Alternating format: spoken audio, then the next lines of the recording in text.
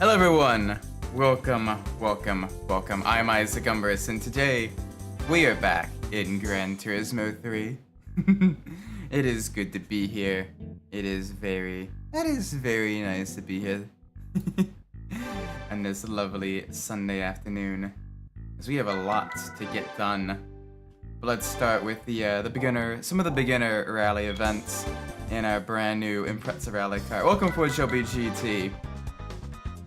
We've got 4 dirt forward rally events that we are going to be starting with just to get get things going. 2 in Tahiti, 1 in Smokey Mountain, and then 1 in the Alps. So we get some variety. We're going to be starting with the beginner ones, going through those 4 at the beginner level, then the intermediate, and then the advanced level. That way we get a good variety of the, shall we say, vibes and everything like that. We're not just doing 1 beginner, intermediate, advanced, 2 beginner, intermediate, advanced. We're kind of going through them. That way we get some good mix. But let's do this. We've got our lovely Impreza rally car here. Whoop! All right. Lost a little bit of ground to the Peugeot 206, but that is okay. Let's see if we can't beat them at their own game.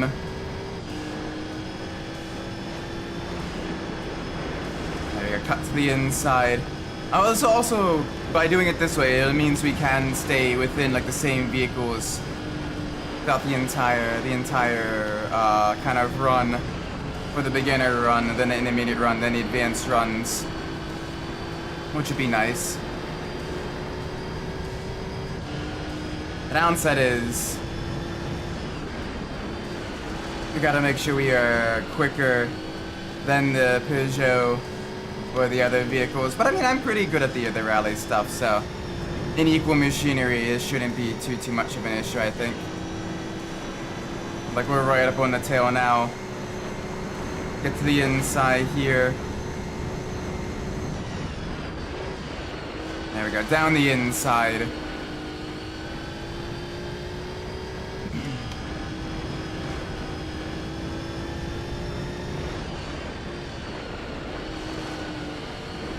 There we go, back to the right. Whee! And back again to the left. As we head back to the tarmac section of the start-finish straight, we will have our first lap complete of 2. There it is, there's the start-finish line. Boop! Lap 2 now, chat.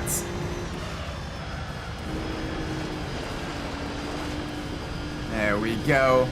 Now we've got some distance to the Peugeot. Let's keep it going. Next up after this, we'll have Tahiti Maze, and then Smokey Mountain, and then Swiss Alps. So going from 2 tropical races to 2 mountain races, that'd be a nice vibe shift, I think. Gosh, Tahiti Challenge is an absolutely beautiful track. Just the beautiful, the bright green scenery. The palm trees, the cool kind of like stilt houses and everything. It's just very awesome. Seeing all the grandstands and everything. Like, this is a track that would honestly be really cool for Polyphony to try to make, in the HD games. Because I think they could really make it, like have a lot of great kind of scenery, a lot of great vibes. And yeah, be on the shorter side, being only about like a 2-minute long, less than 2-minute long chorus. Compared to things like, Fisherman's Ranch or, no, what's it called?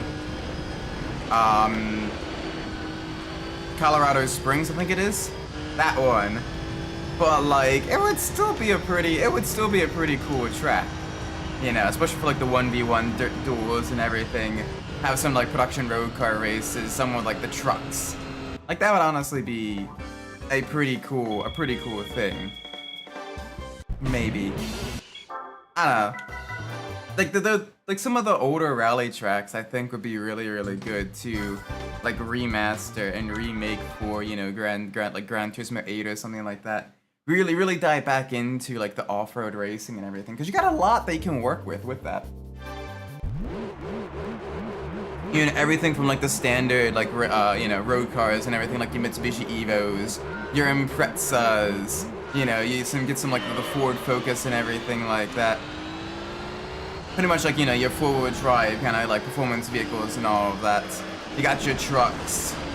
You know, you got your Group A rally cars that they're starting to add more into Gran Turismo 7, like the GC Impreza rally car, the you know, the Celica rally car, the Delta rally car. You've got, and then you got, you know, the GT Sport era, you know, Group B cars, as well as like actual Group B cars that they can add, like, you know, the Lancia Delta S4 or the well, they already kind of got the Audi Quattro, but it's the Pikes Peak version. But they can, you know, do like that type of stuff. You can do historic rally-derived vehicles that they already have in the game, like the Alpine A110, the Lancia Stratos, like all that stuff. And that would be kind of a cool like thing as well, to have like a race with like, you know, the road-going versions of those rally cars, so that they've just been tuned up and kind of converted into like a rough kind of rally spec with like the liveries and everything. Like there's so much they could do, but they just don't. Welcome. Hope you're doing well today. Welcome to the stream. Wait, I just did a silly. I said I was gonna go to the Tahiti maze. Whoops. Oh well. Just changed my name because it's easy to read. Okay, fair enough. Welcome to the stream. Oh well, okay, so we got one slight mistake here, but that's okay. Besides, we're still winning even in the unmodified Impreza, which is pretty awesome. Gran Turismo 4 when? Depends on when we finish Gran Turismo 3. I want to at least do it like 100% run of Gran Turismo 3 first. We're about 55% done Gran Turismo 3. We just need to do the arcade races, the Rally League, the Endurance League, and the Professional League left. So we are slowly making our way through that. We got all the licenses. We're gradually kind of building up a car collection. We have some really great cars as well. So we got a couple of options. I gotta be a little bit careful here. This is the higher tune of the Peugeot 206. As this is the intermediate one, so it's got like the stage 1 turbo, I believe, is all the cars that are in this stage, whereas we have the stock Impreza prototype race car. But it's a quick one. It's got some of that grip.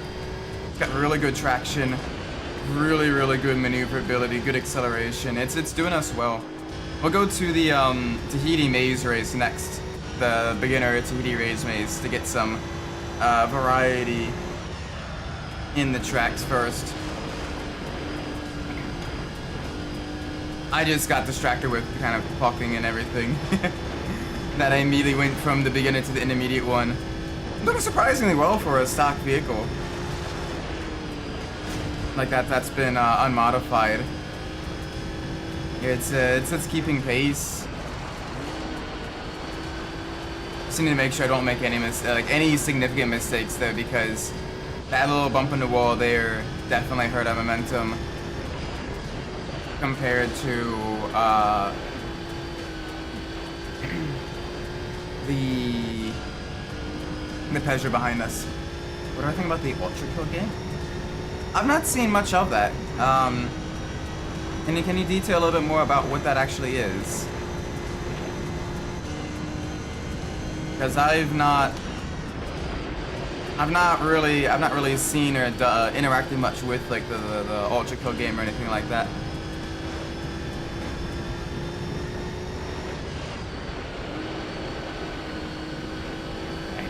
back to the right. There we go. Getting close to the tarmac for the final time. At least this race. There we go. There's the asphalt again. Sweet, sweet asphalt.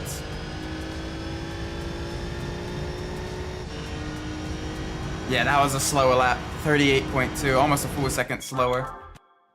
It's a mistake on my end there. Still, we managed to win it, which I'm quite happy with. All right, beginner Tahiti maze forward. Let's go get that. Let's go get that.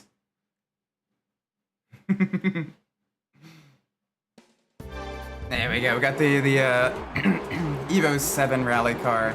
So prototype rally car versus prototype rally car.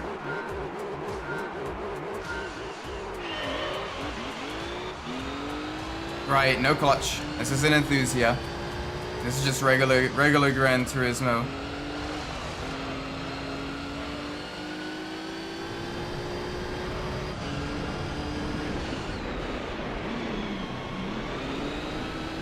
Let's see if I'm making a drawing out of V1. Alright. I don't know what V1 is, but I do wish you the best of luck.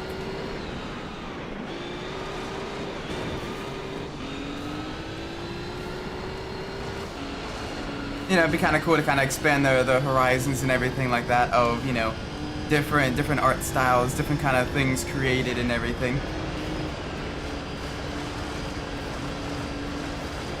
So yeah, best of luck in that front. But what is V1? is that like a character in the game? If so, what are they? Are they like a robot? They might be a robot. That'd be cool. Doing some like art of like, you know, different types of like robots and mechs and stuff. Cause they can get like really detailed. You know, you have everything from kind of like the more bulkier, kind of blockier, like G1 Transformers kind of style of robots.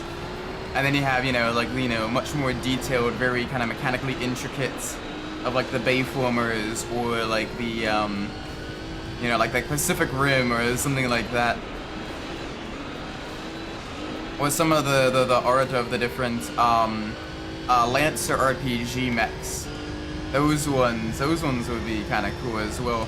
I like the rally, going full gunslinger mode in that one with the hand cannons. V1 is the main robot. Okay, sweet. Best of luck, man.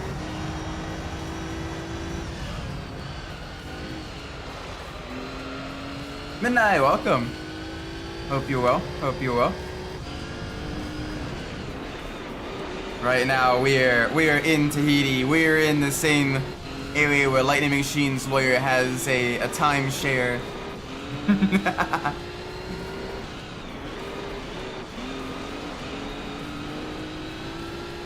And this is been a GT6 Challenger. Nice. I believe you're up to either the National A or International B license now. Somewhere around that range. I know you've already completed the B license events, minus the karting ones. So you got some good options there. You got the Camaro as well. National A, okay. So I need a quick reminder because it's been a little while since I've actually done the main career mode of Gran Turismo 6. What are the events in the National A series? I know there's like a historic sports car event, probably. There's probably like a full drive race, just judging by some of the vehicles in the list. But I'm not sure what else.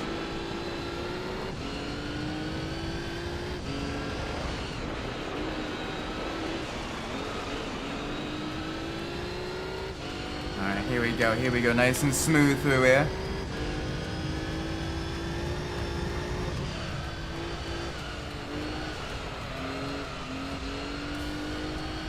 Alright, we're doing good. We're doing very good. And across the line. Nice. We have won in Tahiti. Alright, let's get an oil change. Let's get a car wash. Actually, nah, we don't need to do that just yet. We don't need to do that just yet. Next one, Smokey Mountain. I really like the kind of like artistic style of Gran Turismo 3 with the like the posters and everything for the different events. It really kind of made you feel like a little bit more like immersed in the world and everything like that. But a little bit sad that it kind of disappeared some with Gran Turismo 4 and like further disappeared, more so just random pictures of like the vehicles in the event in, you know, in later Gran Turismos because they had something going. Four-wheel drive, mid-engine, electric nights, naturally aspirated turbo, Italy Euro hot hatches, classic muscle, Matterhorn, and 100. Okay, so you won't be able to do the karts, and I don't think you'd be able to do the electric car race. I think the recommended vehicles for National A, though, have pretty much everything else available for you. Because I know it's got the classic muscle, because it has the Camaro Z28. I know it's got four-wheel drive because it has like the Audi TT. Night's pretty much open to a certain performance point. Same with Matterhorn. I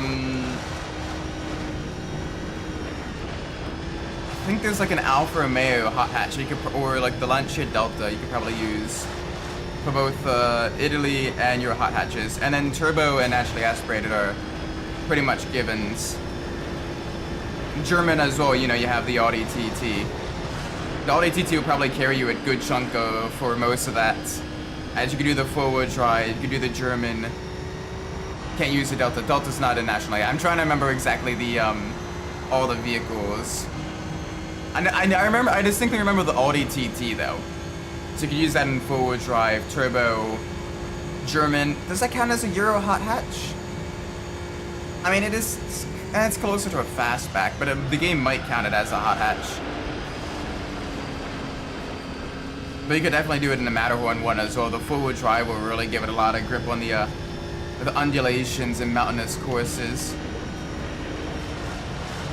So that would probably be that would probably be my recommended first purchase. Camaro Z28. No restrict space on region. Oh, okay. So yeah, you could probably do the Euro hatches then with the Audi TT as well. You'd have most of that done with pretty much just one car if you want to save money and immediately head to... Oh, Matterhorn is good against Rally Quest. I forgot about that. Damn. Okay, so you probably can't do the Matterhorn one. But you at least got four-wheel drive, turbo, nights, German, and the hot hatches with just a single vehicle.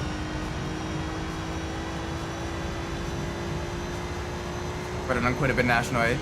Nice. How far are you? Ooh, okay. This Impreza is actually giving us a little bit of wee bit of trouble here. But that's all right. We can handle trouble. They stopped dive bombing us there. Like we keep getting the cutback. GT6 is easy, so I believe we can beat the Matterhorn with the upgraded Evo. Yeah, probably a solid one there.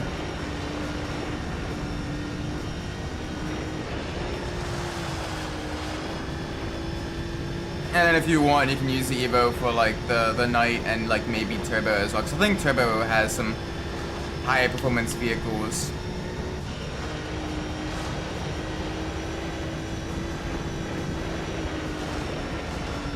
But that'd be more than enough events and stars to get you to the International B license. Quick question for your prize run. Not for your, sorry, for your challenge run. Are you allowed to use prize cards as well? Or are they no-goes?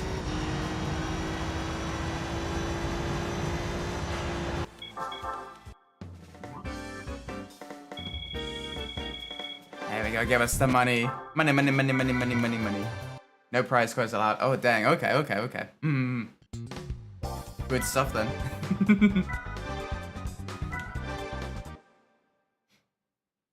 right, let's head to Switzerland.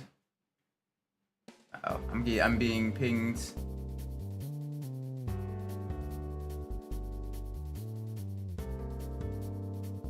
Oh, that's pretty cool. All right, let's go. Rally car prototype versus rally car prototype. This would be pretty good. Only the 10 car special reached here at the novices allowed. Okay. Got it.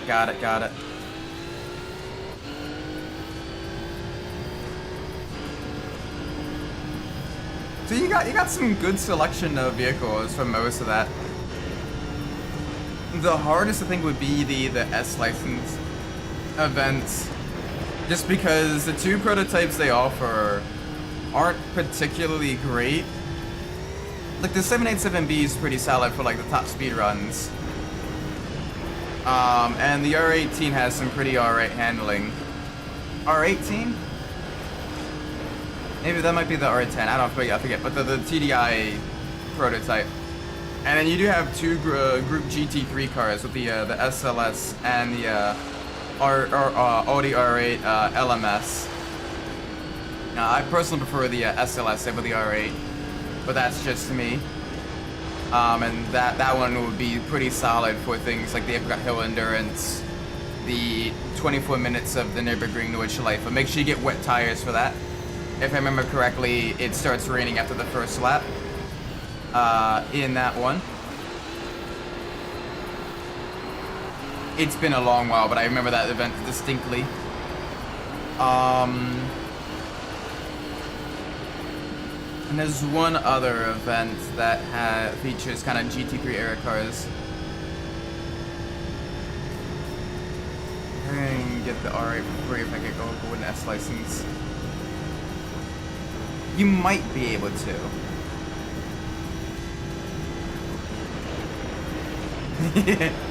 Yeah, S5 was specifically put in there to basically spite anyone who thought the rest of the game would be easy.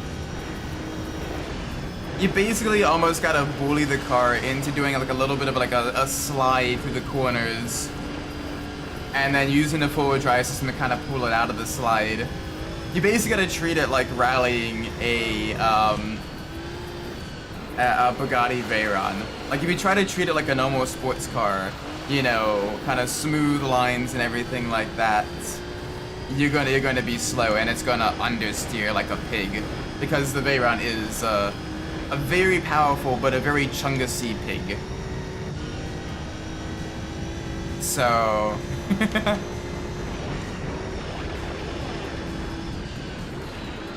you gotta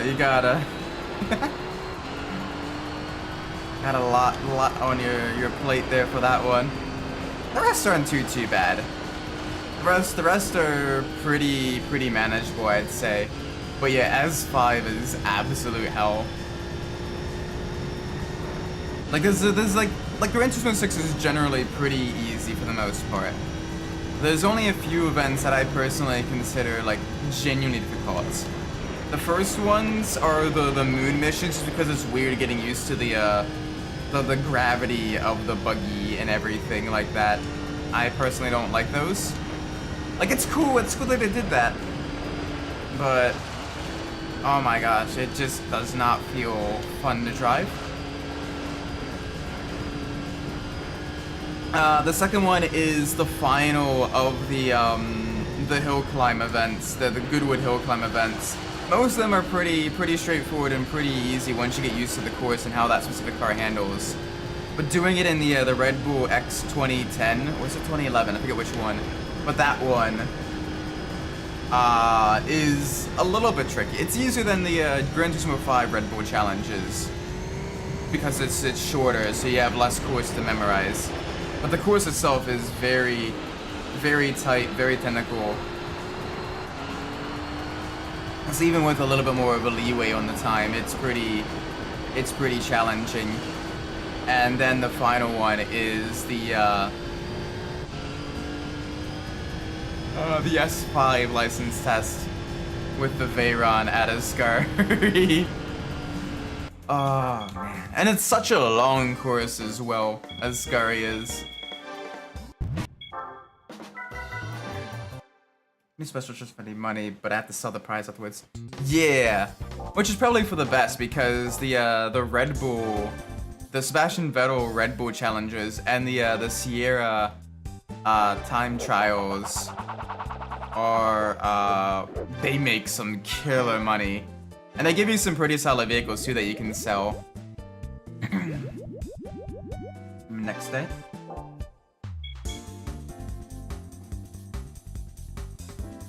In your next day? What are you doing in your next day? Alright, where are the Evos? There we go. That's 360. That's 478. Yeah, let's do this. They draw the Lamborghini Diablo Super Veloce. Ooh, fun. Going to some more of the classic vehicles and stuff like that. Good choice, good choice. They got some of like the simpler lines, but still like very, very well-pronounced kind of body styles and everything that just make them look absolutely gorgeous. Yeah, the Super Veloce would be a really good one to kind of drive and to draw and everything like that. Maybe if you want to do kind of like another like, you know, like 60s, 70s vehicle, maybe one like the older Toyota Celicas. Because it's kind of, you know, it's a Japanese car. But you don't think you've done a Japanese car before. Yeah, if it's been a while. But it kind of has like the classic kind of like muscle car Coke bottle styling as well, which would be a pretty cool option. Like they have like the old, like first gen kind of like Celica Sport or whatever, you know, from the 60s would be pretty cool option.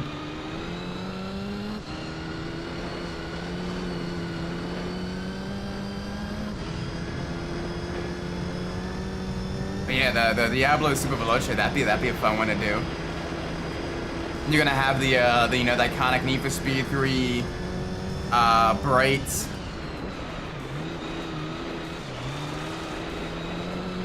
the kind of the bright yellow with the black sticker on the side, or are you doing it with a different color base? Welcome, Petra. The cars at 8 Paris? Huh? I mean, these are Evos. I'm not sure what you're referencing with the cars at 8 Paris, but welcome to the stream regardless. Hope you're well. Right now we're going on a rally tour, doing all the different rally events in the Rally League here in Gran Turismo 3, going from the tropical French Polynesia to the various mountains of the world, like the Swiss Alps, or I believe Smokey Mountain is supposed to be set in like Colorado or something like that. Do the yellow for the drawing. Ah, okay. You kind of have like the background with the lightning and the thunder and everything like that. Oh, it's an action movie. It stars a spiky Volkswagen Beetle. Okay, I'll have to take a look at that. Where is it? 8 Paris. You know, honestly, based, you know, it's the French. They kind of deserve it. Nah, I joke. Partially. Oh my god, it's just seeing. It's just so enjoyable to do the rallies as well. I miss like the old Gran Turismo rally stuff. They need to bring back some more like these rally courses. We can just really, you know, slide through the corners and everything. Like, yeah, they'd be a little bit more open than some of the newer Gran Turismo stuff. But like, it'd still be a good challenge. Like Tahiti Maze especially would be, you know, is a pretty tricky course. That'd be absolutely beautiful too in the HD graphics. Smokey Mountain would also be a fun one as well.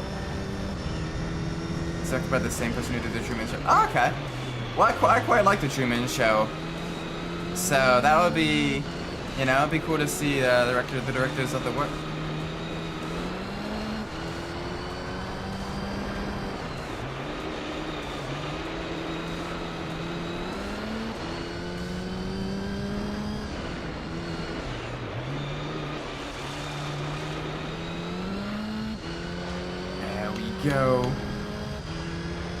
There we we go, there we go, there we go.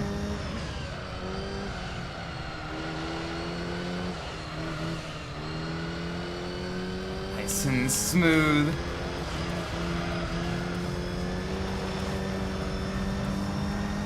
There we go, sub 2 minute run in the stage 1 Evo.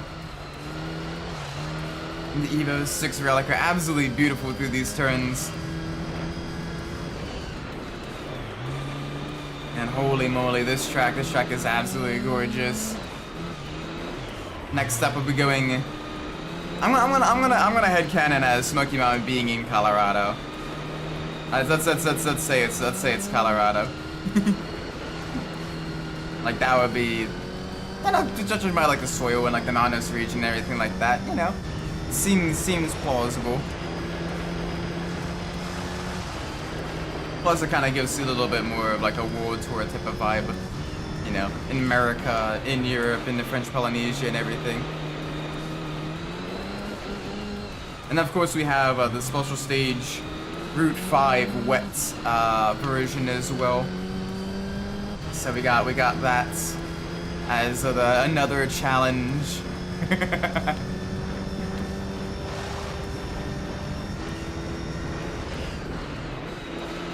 we go, nice and smooth through here.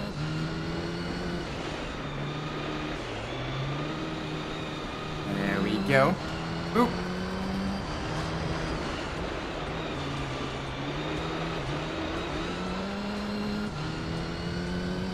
Only a couple more corners left, and then this intermediate event is done. It is a shame though that the rally events, like they don't take all that long for the rally hall to complete. Like you can do it in pretty much roughly a single sitting there or thereabouts.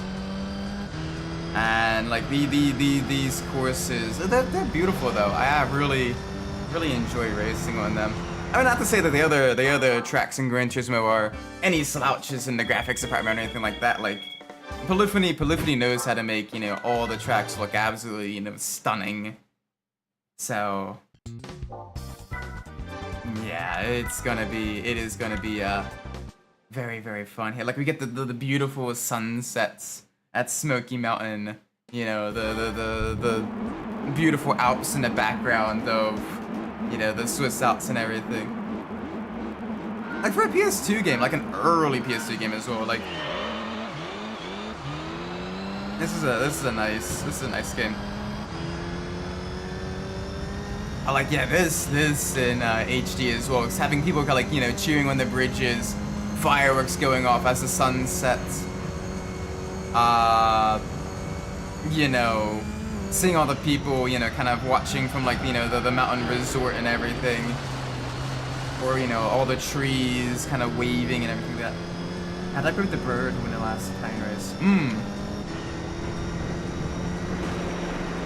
Yeah, doesn't quite have that oomph. Especially because I believe, don't quote me on it, but I believe the Brera, is the Brera the V6 one or the inline 4 one in Gran Turismo 6? I think it's the V6 one, but I'm not too sure.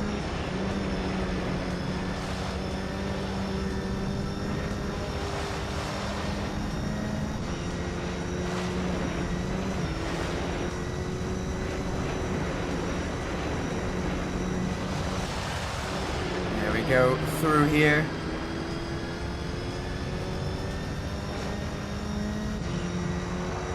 Nice. Come on. Boom. Alright, first lap completed. Holy moly, 5 laps. Okay, the later two do have a longer lap counts, which just do make them a little bit longer. Whoa. Hey, buddy. That was a little bit mean of you there. Also, just out of curiosity, chat. I know I talked about like what tracks I love to see kind of from like the PS2 and PS1 era, you know, remastered into like the later HD games. But what are some tracks that you think would be like absolutely gorgeous, absolutely amazing in like, you know, Gran Turismo 7 and everything, or like Gran Turismo 8? Like what would be some great tracks for them to revisit? You know, give you know the fresh coat of paint to.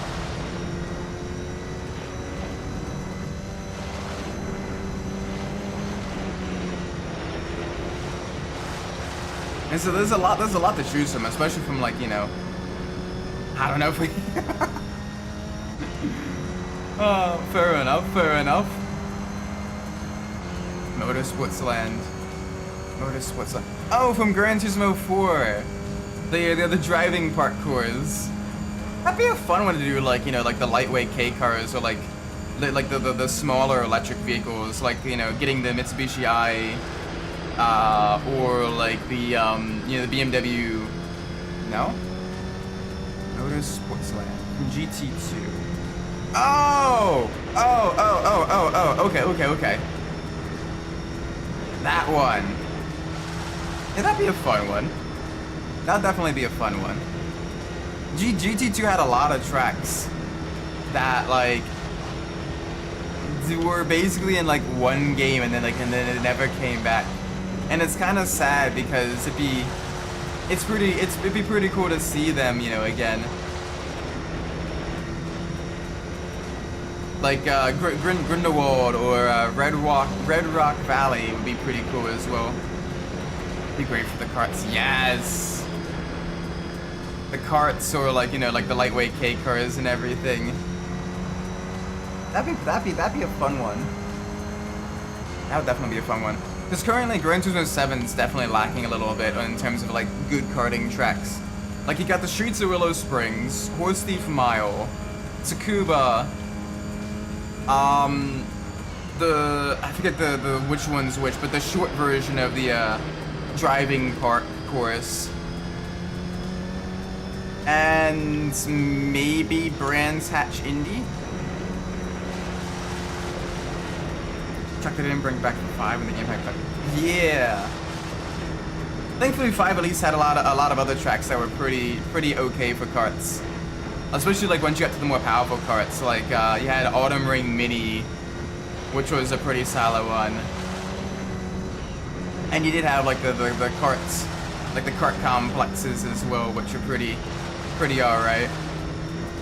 I don't know, I'm a little bit disappointed that GT7 hasn't really taken advantage of the fact that it has, you know, a dedicated shifter karts in the game.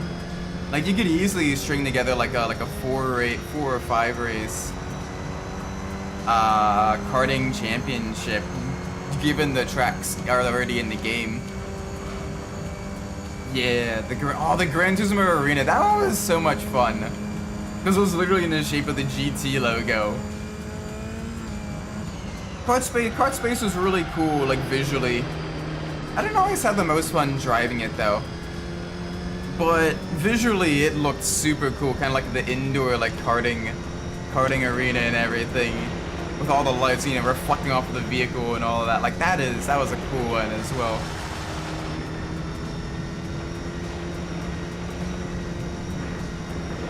It's a bit of a shame that, you know, you did not really the Gran Turismo was kind of like, there's not really that many rally events. There's not that many karting events either, or like oval events.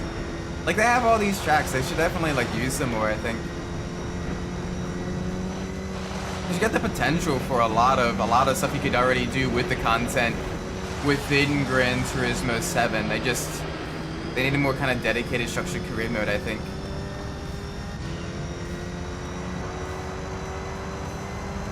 There we go, across the line. Woo! Nice. Give us the money.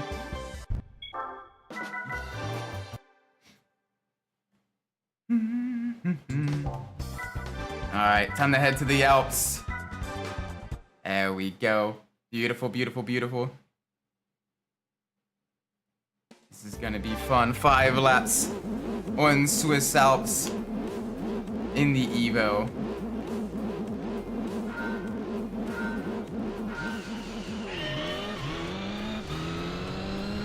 Alright, a little bit of a wheel spin at the start, but we still managed to out-accelerate the Impreza. Alright, let's do this, chat. Let's do this. absolute full send.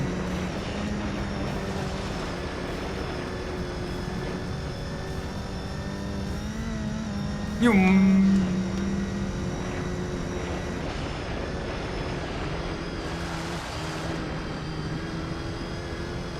we go. This thing is absolutely beautiful. We got the little bridge here.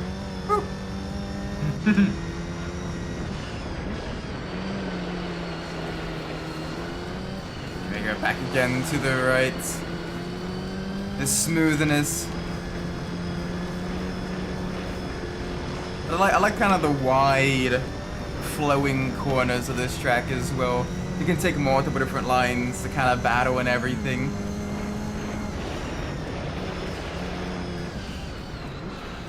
It's very quick laps too. Getting on special stage route 7. That's essentially kind of like the long highway section with like the hairpins at both ends, right? I got mixed feelings on it. Graphically, genuinely beautiful. Really, really cool. It definitely feels like kind of grounded in like a really, you know, feels like an actual highway section and everything. I like the fireworks and everything like that that go off during the event too.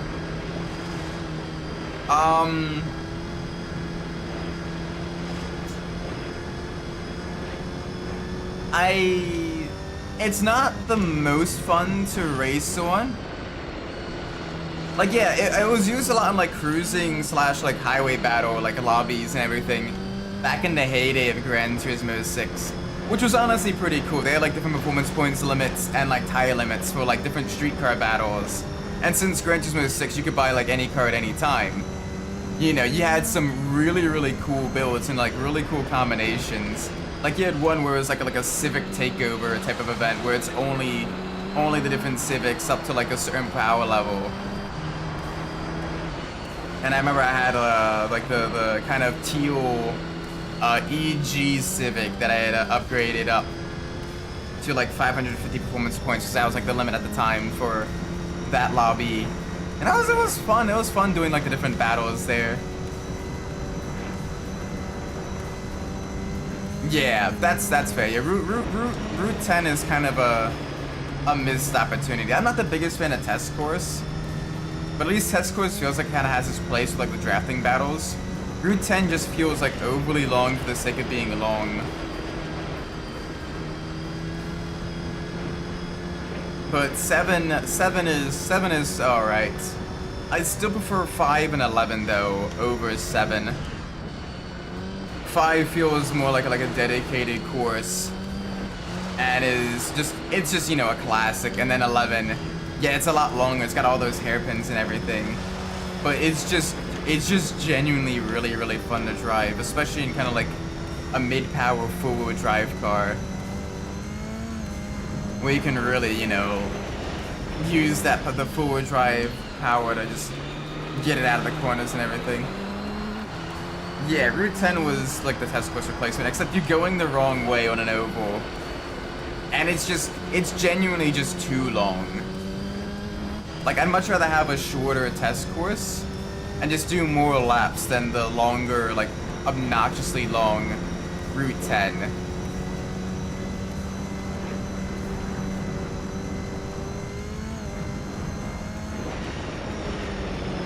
Yeah. But even then, like, it wasn't that good for testing speed because you had, like, the uphill section as well, and then the downhill section. And it was just kind of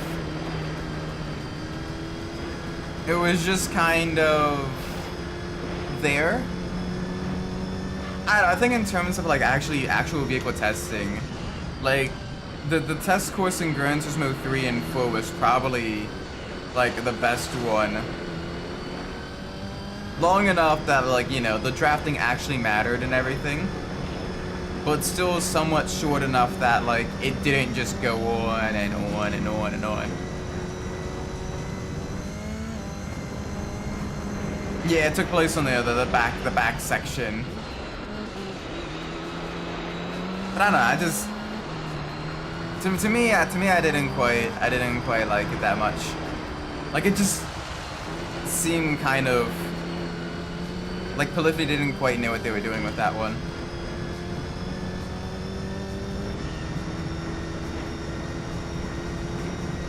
And then in Gran Turismo 7, it's used for like 2 events.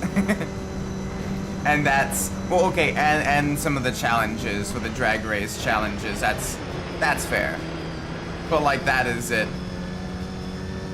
Oh yeah, NASCAR. Like, you have a lot of tracks, like oval tracks already.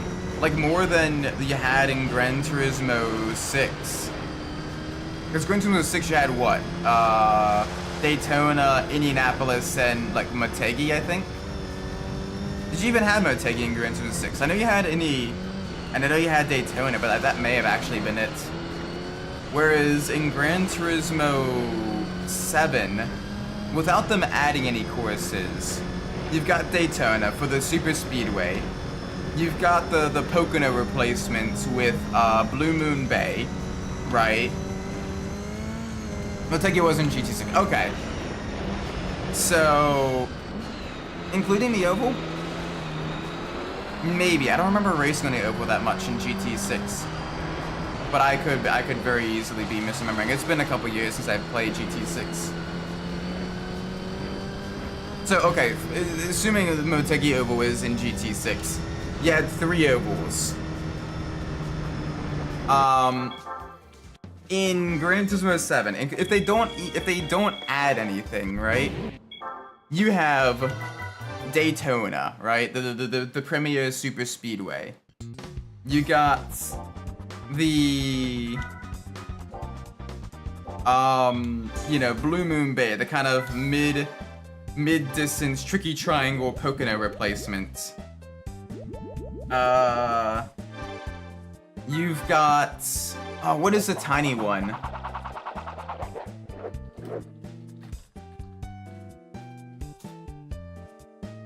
You have the Northern Isle Speedway, which is basically kind of like Bristol, right? You know, for the short track, you know, racing with the strategy and everything that entails. The close kind of door-to-door racing. And then you have Broadbean Raceway as like the you know, the unique kind of wildcard event.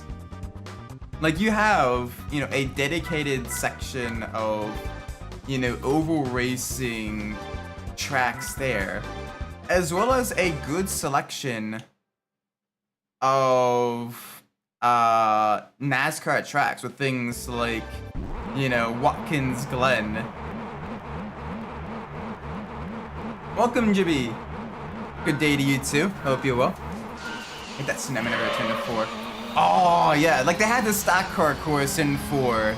Did one race in the American Hall in that. The rest were in the regular sports car course. And then like never brought it back.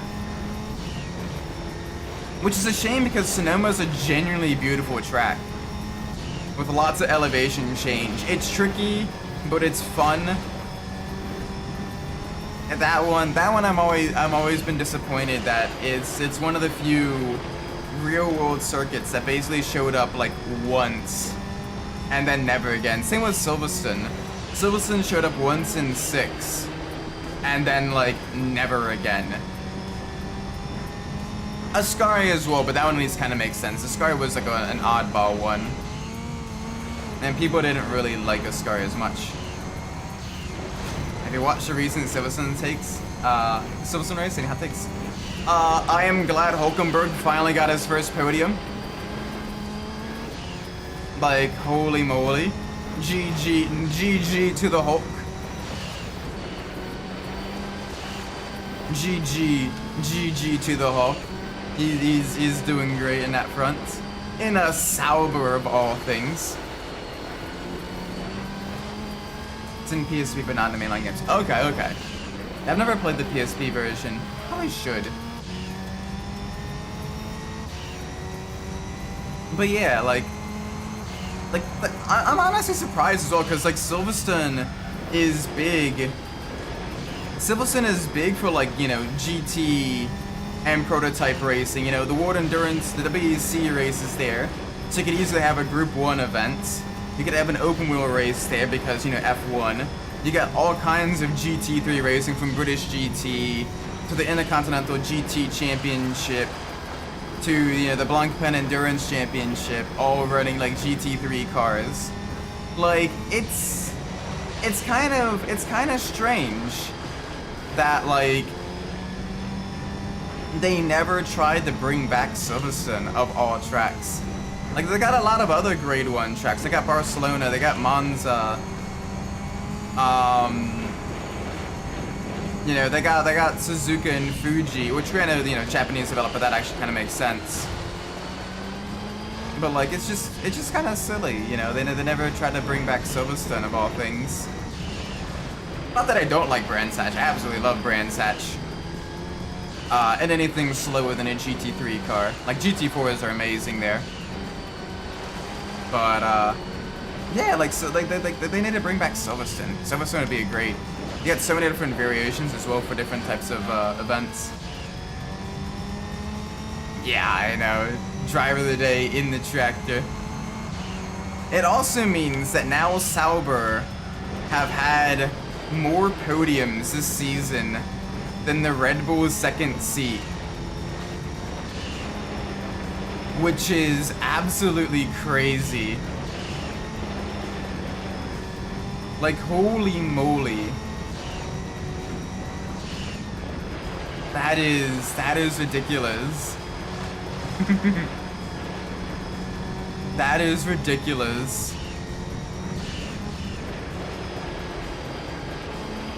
Like, geez, Red Bull, how the mighty have fallen.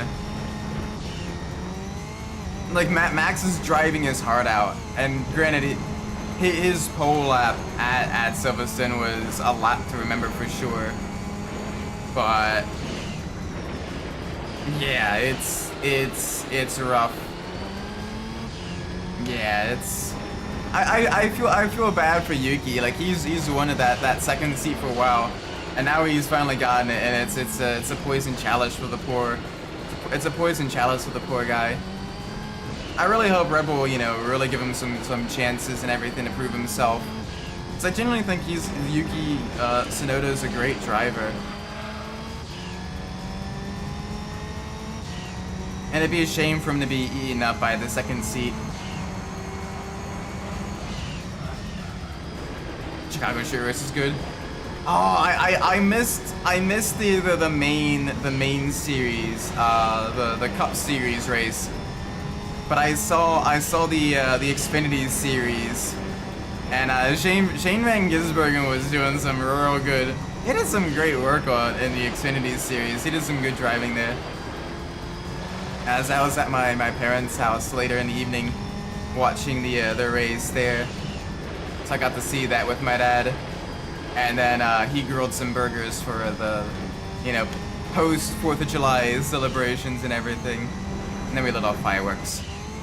Which are technically illegal in Maryland, but shh, don't tell anyone. What are they gonna do? Unblow up the fireworks? Go ahead, call the cops. You can't unblow up your lawn. Nah, we were safe with them. I haven't watched a ton of IndyCar this year. Unfortunately, and this is coming from someone that's a diehard IndyCar fan. It's been a rough season for open wheel racing in general, but especially IndyCar. Like, we're more than halfway through the season. Like, we got 2 months left of the IndyCar season, right? And we've just now finally had a third winner, a third different winner in an IndyCar race. Like, it's basically been the Alex Palou and Cal Kirkwood show as well. Like, holy moly. And it's not even like a team dominance, but since they're from like different teams. But it's been rough. IMSA has been an absolute firestorm though. If you aren't watching IMSA, highly recommend it, because holy moly, those races have been like, chef's fucking kiss. From the Daytona 24 to the Watkins Glen 6 hour to even the shorter sprint races at like Long Beach and Detroit. Holy moly, they've been great. I watched the Laguna Seca race. Yeah, Laguna Seca is great in general. Even if, you know, it's like Palu or Kirkwood wins again, it'll still be a good race. I'm watching him say, oof, my heart. My heart. Nah, I get that. There's only, to be fair, there is only so much you can like keep up with in like a motorsport season, because there's stuff like all around the world in so many different championships to keep up with. Like no matter what kind of like discipline you're into, there is something to watch, and it is just mwah, super awesome. Absolutely amazing.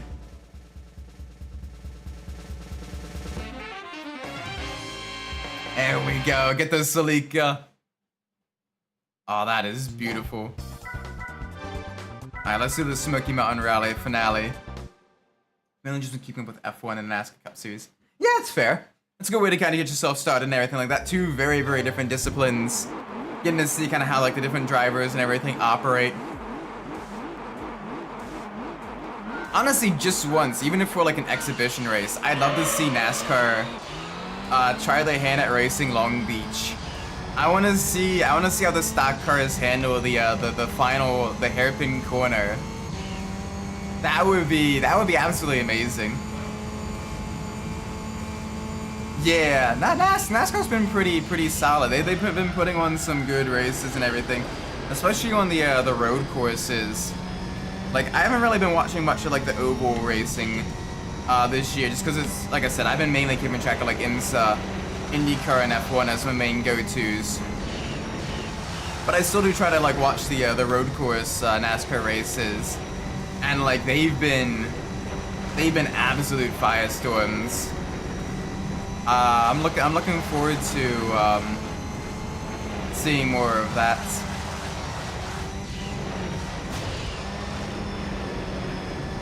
Because holy moly, the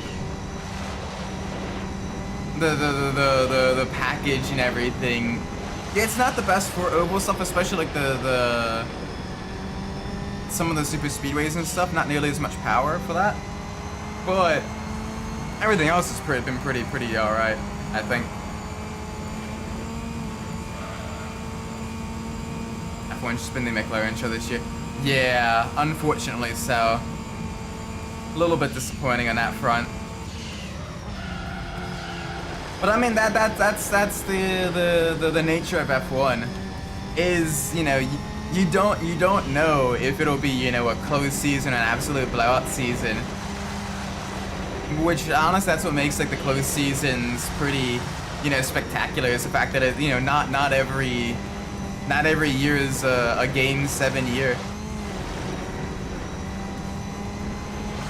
But still, I mean, at least outside of McLaren kind of being a bit more of a dominant force, like fighting for the P2 spot though in F1 right now has been genuinely really close. You got Ferrari, you got Red Bull, and you got Mercedes, all like vying, you know, all in contention for like, you know, podium positions and everything, depending on the track and the weather conditions. So yeah, like the, you know, McLaren has been dominant for the most part. You do have a lot of other strong teams fighting for, you know, the remaining spots, so they're not that far behind, thankfully. It's not like back in the mid-late 2010s where it was basically Mercedes, Ferrari, Red Bull, and then the rest. Like now it's, you know, it could be pretty much anything. I'm gonna catch more IMSA next season. Yeah, definitely. If at the very least, I recommend trying to catch the GT4 and TCR racing, as those races are a little bit shorter, about 2 hours, 2 or 4 hour races, depending on where they're racing at. And they produce some pretty good stuff. And it's only 2 classes instead of 4, so it's a little bit easier to keep track of. Compared to the IMSA main series, where you got the hypercars as the top class, the LMP2s as the next class, and then you have 2 different GT3 classes, one for pro drivers that are like have the factory backing and everything like that, and then one for like more amateur and like silver drivers to compete in.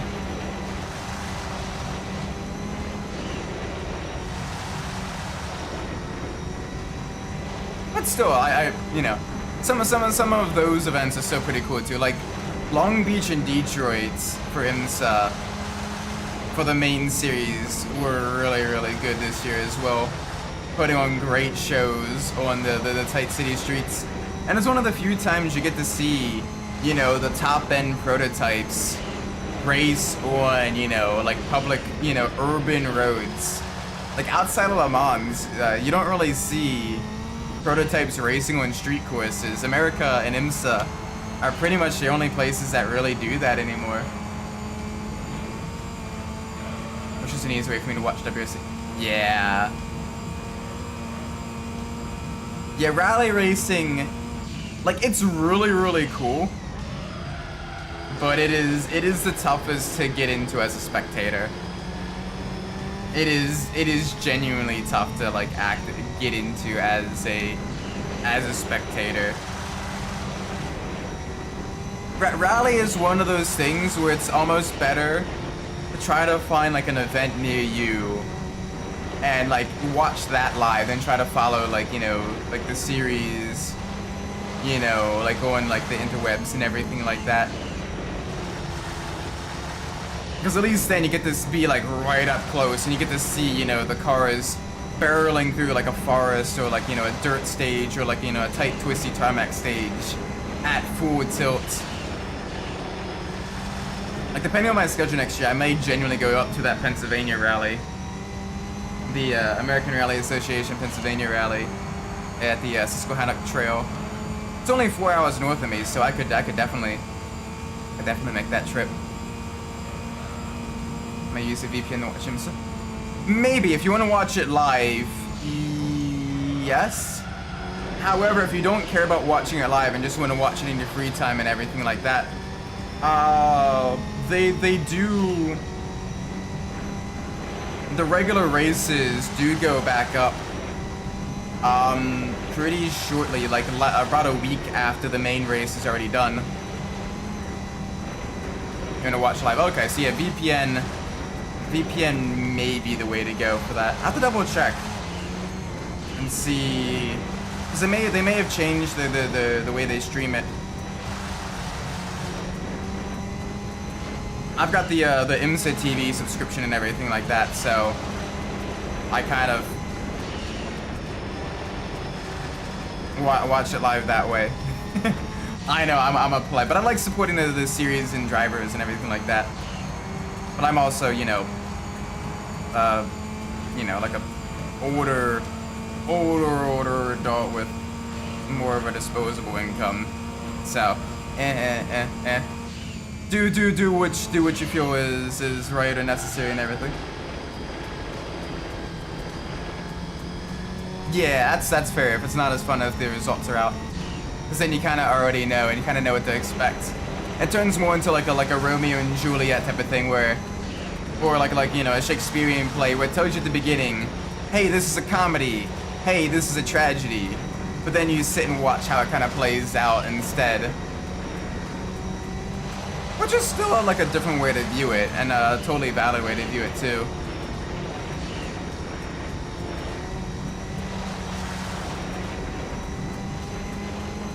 Because you can kind of then see the events that led up to those end results. You can kind of see the how it got there and everything. But yeah. Yeah, that's totally valid. I want to watch it live and everything like that. For sure. There we go. More money and a new car. Absolutely stuffing a garage full. There we go. The Ford Focus rally car. Absolutely beautiful. Alright, let's head back to Tahiti for the Tahiti Maze forward finale. And then we would go to this, well, we might actually get an oil change and wash our vehicle as well, because holy moly, we were putting a decent amount of mileage. Nah, actually we'll be fine, we'll be fine. We can do the Swiss Alps after this. And then we'll oil change. And then we will go for the reverse courses, of which there will be 5. Because we need to do the reverse,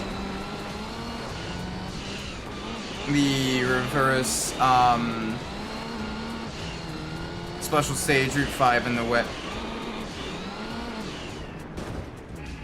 Ow.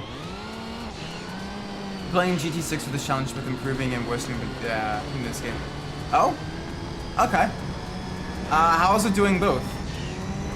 Like, what aspects are you seeing more finely, and which aspects are you looking at in a more negative light? I can imagine you probably see like the AI as being pretty dog water. Like, I imagine you know, your thoughts on the AI have probably worsened.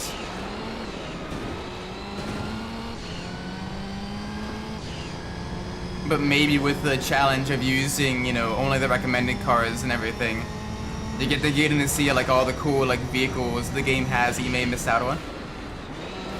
It's not as cool as I remember. Fair. The challenges definitely help spice things up for sure.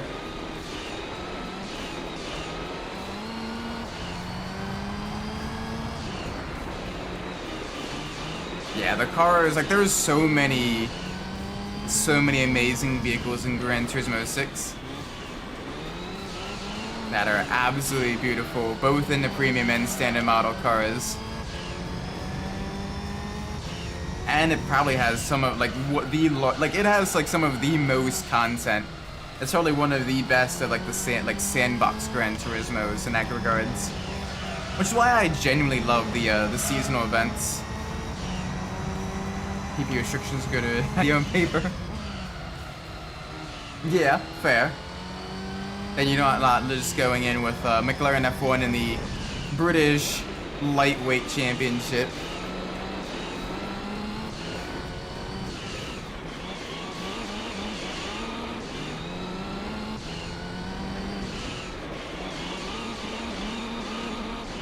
Yeah, we got through all the hairpins.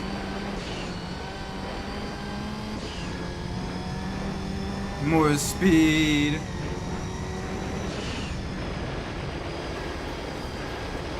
That's fair as well. Especially like the brand new for that game tracks. You know, Silverstone, Bathurst, even Matterhorn is honestly pretty. Like, for being, you know, mountainous and everything like that, like, it still has a lot going on for it.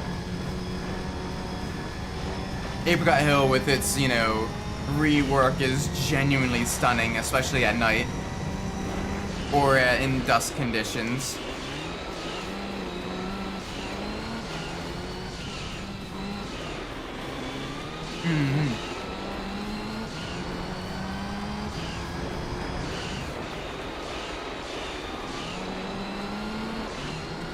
Yeah, though I wish more events had the variable weather though, because it's not outside of the Rainmasters.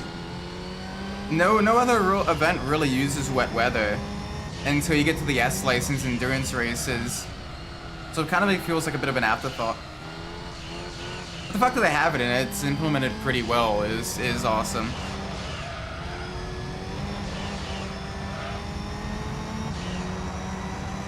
Alright, let's hear the bad. I'm imagining AI is like one of the first bad things, because that is something I distinctly remember as being genuinely terrible in Gran Turismo 6.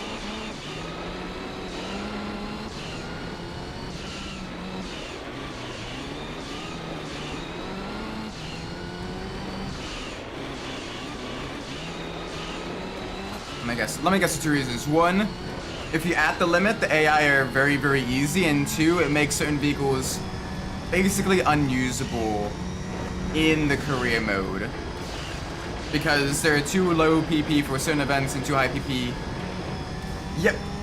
And 2 high PP for others. Yep, kinda called that one.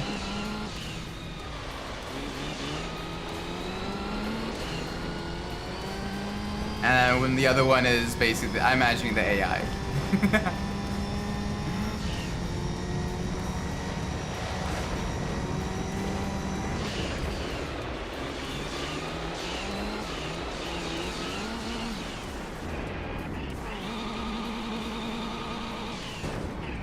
Oop. Unsafe rejoin, 10-second penalty to Isaac Umbras. Yeah. It's like, it's basically tries to make it somewhat artificial balancing and everything, but the AI is still pretty, especially in wet conditions. The AI is very slow and wet.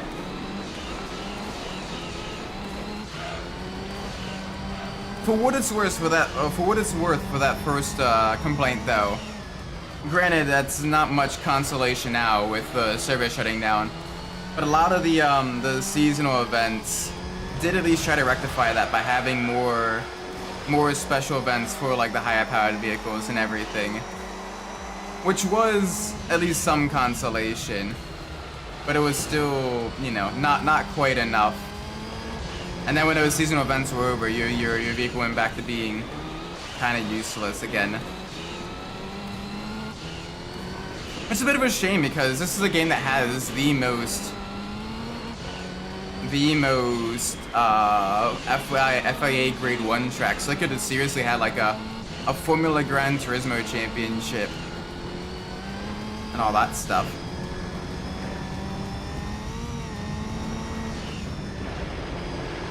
Yeah, that is true too. But I mean, there was at a time when they were at like the major war with Forza, for, you know, having, you know, all the cars and everything like that. And so they were like, well, you know what? Let's get as many as we can, all the regions, all the variations, and all that stuff. And then we can say we have over 1,000 cars, even if like there's like 60 different Miatas and like 80 different like Skyline GTRs. Like it was crazy. The sheer number of Miatas. Like, bruh, it had like every single, like, the European name, the American name, the Japanese name of like every different trim level of like every different generation of Miata. And there's only 4 generations of Miata. Well, 3 when Gran Turismo 6 came out. Which honestly just makes it absolutely dreadful in that regards.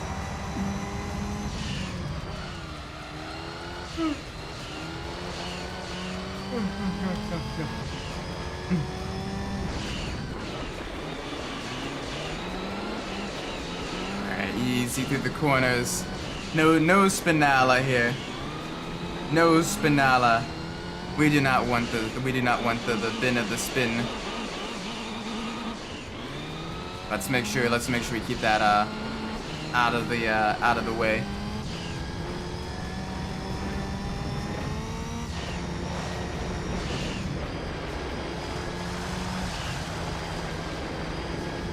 There we go. Here we go. Come on. Nice and smooth through these turns.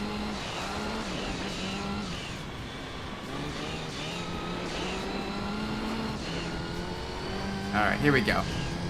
Full send.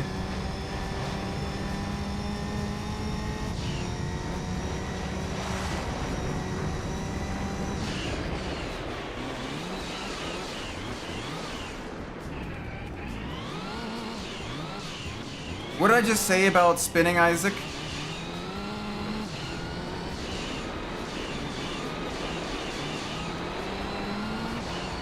That's not good.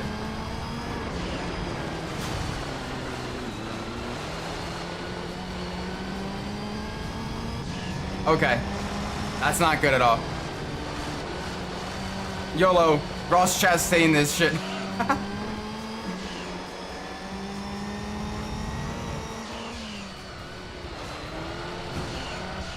Come on, a little bit of understeer on the exit. Whoopsie daisies. Welcome, Adachi. Sorry, I had to finish cooking. All good, man. All good.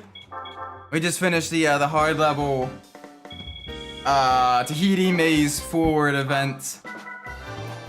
Ah, man, that was fun.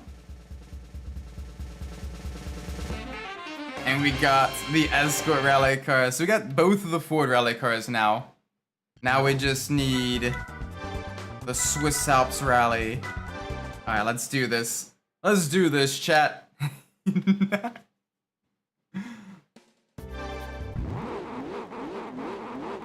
A little over an hour in, and we are halfway, basically about halfway done the rallies.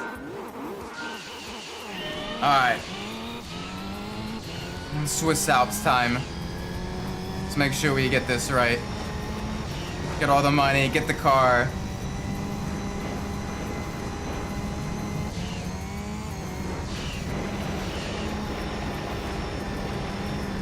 Not sure what we should do after the rally events. I think maybe the Trial Mountain 2 hours would be a good one to try to do.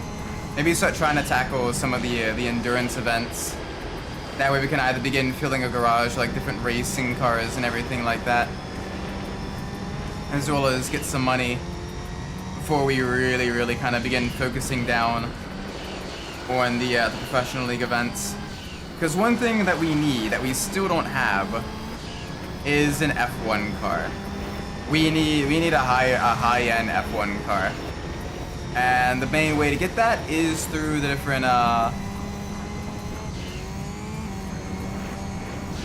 different endurance events, and you just gotta get lucky. You just gotta get lucky on those, and hope for the best. But it's tough. It is tough indeed. Alright, minute 20 for the first lap. It'll be even quicker for the second lap, as we are already moving at a significant rate of speed.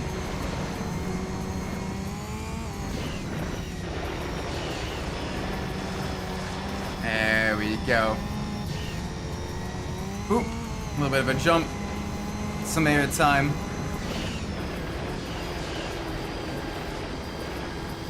There we go, back to the left. Yes. Alright, this thing absolutely beautiful.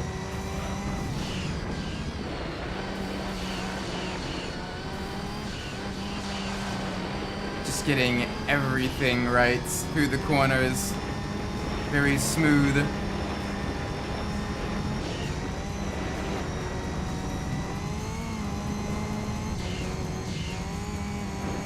And maybe we can also intersperse some like the endurance events, like do an endurance event. And then do like, you know, some of the arcade mode races maybe. Wouldn't be a bad idea, I think. My cat is fighting with me on the keyboard. No. The cat's like, no. The computer is warm. I am going to lay here.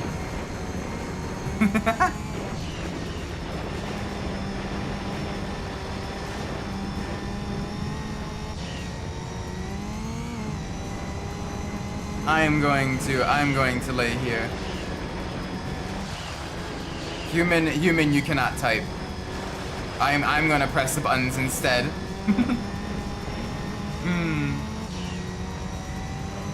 I don't know what it is with cats and computers. I have like an innate fascination with them, and it's kind of funny. Like my cat. Whenever like especially back during like, you know, when work from home was like the big thing and everything.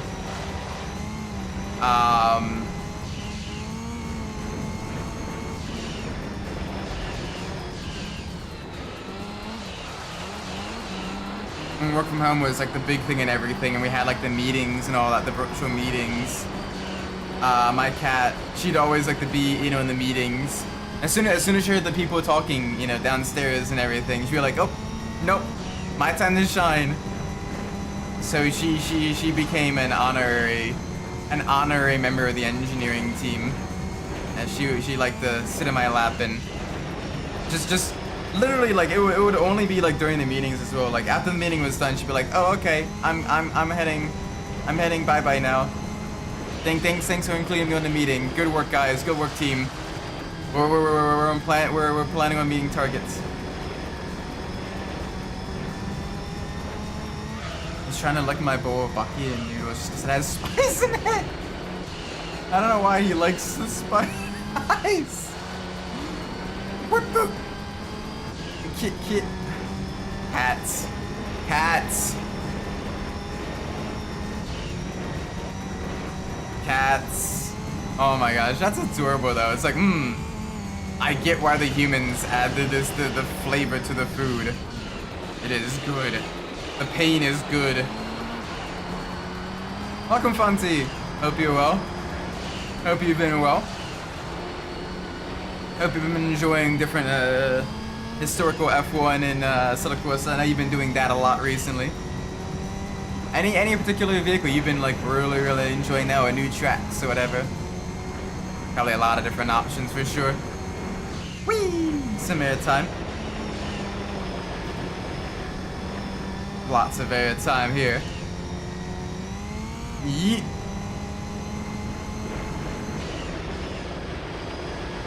Smooth through the corners. Absolutely lovely here. Oh my gosh, and this car is just absolutely divine in the handling. What am I doing? Right now, we are going through the Rally League. Going basically on a Rally World Tour. Doing the different Ford rallies, the Ford tracks. We're in the hard mode. Swiss Alps race. And if we win this, since we've already done the beginner and the intermediate mode, Swiss Alps race, we win this one as well, we get another prize car, a new rally car. So that'll be fun to have. Getting all kinds of beautiful vehicles to pop in our garage and have with us. Alright, there we go. Nice and smooth through here. Back to the left, back to the left.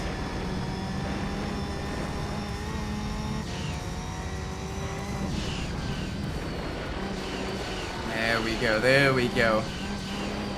No issue here. Only a lap and a half left to go. As we are absolutely yeeting. We got our Evo 7 rally car. Whee!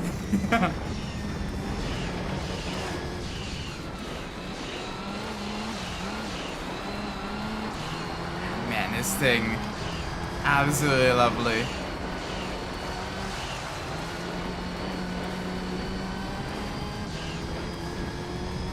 Beautiful handling. We've got it upgraded with the Stage 2 turbo, which is the highest level turbo we can put in it. Gives it around 500 horsepower, thereabouts. And in the hard level rally events, your opponent car also has similar upgrades. So the Impreza rally car, the GD Impreza rally car behind us, is keeping some good pace with us all the way through.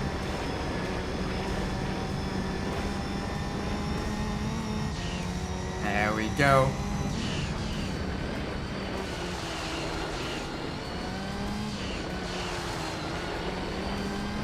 Not too much more issues, not too much more issues. And this thing is absolutely beautiful though. And the handling, the power.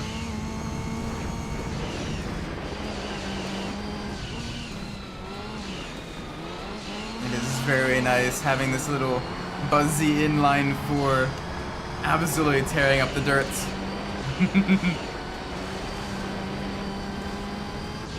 I think after this we will head to the Special Stage Route 5 reverse and start our next tour there.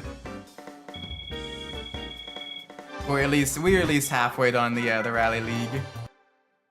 So this has been very, very fun. Give us the car. There we go. There's the Peugeot. The Peugeot.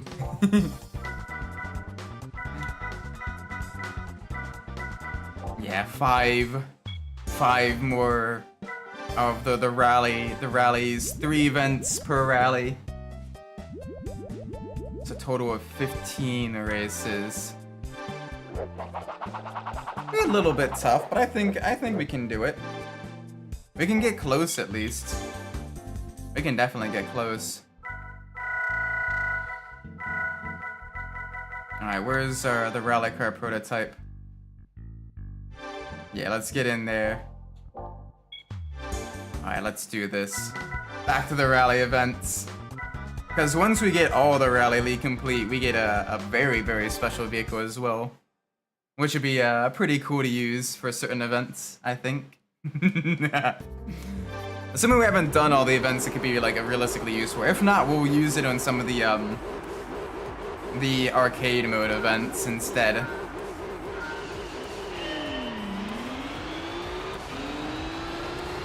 Alright, Impreza versus Impreza. There we go. Yeah, get that spray.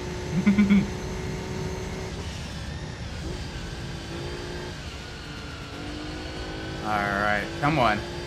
No issues though through the turns. We got the maneuverability, we got the speed.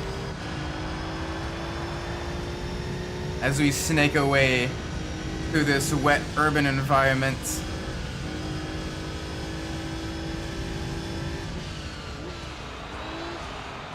Alright, easy here.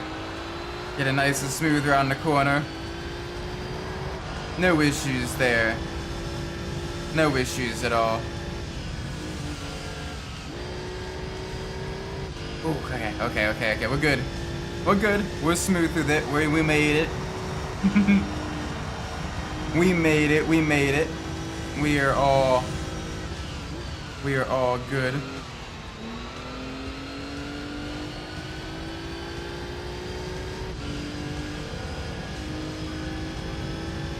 Alright, come on. First lap was almost complete.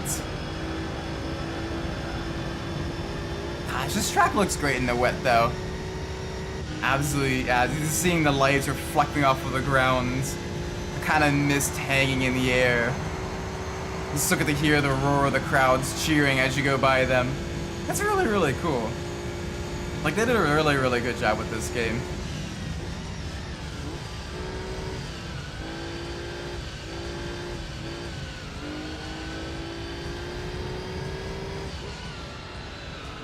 Alright, gotta be a little bit careful.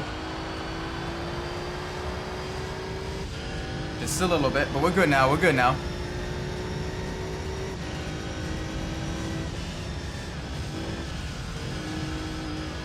okay. Some slight understeer. Not too much issues though.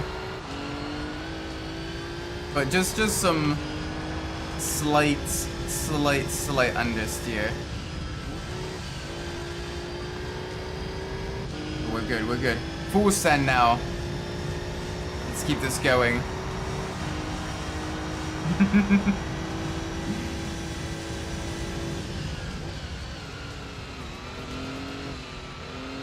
Oh boy. Okay. Yeah, a little bit of understeer on these wet tracks. Probably should have moved the brake bias just a little bit rearwards, but that is all right. I will take it. I will take it and accept it.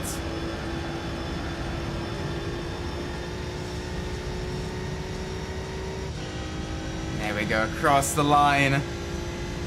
Boom! Victory!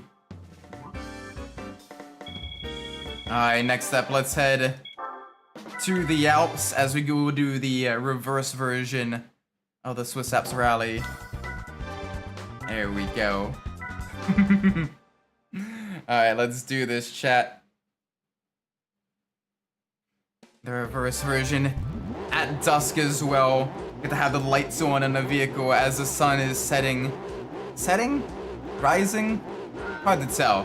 Either way, it is darker. The environment is a little bit different. Gives us a different vibe, and we're up against a different rally car as well, the Celica rally car. Its longer wheelbase will give it the stability on kind of the longer flowing corners. It'll be able to use its speed quite well.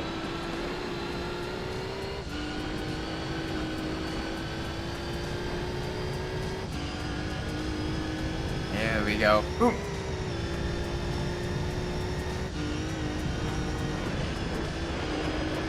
There we go. Full send through these corners. Then it'll get tight. It's very dark where the trees kind of cover certain sections of the course.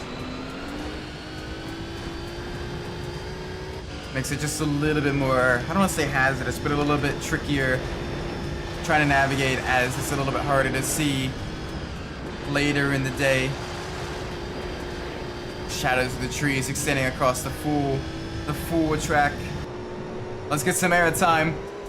Whee!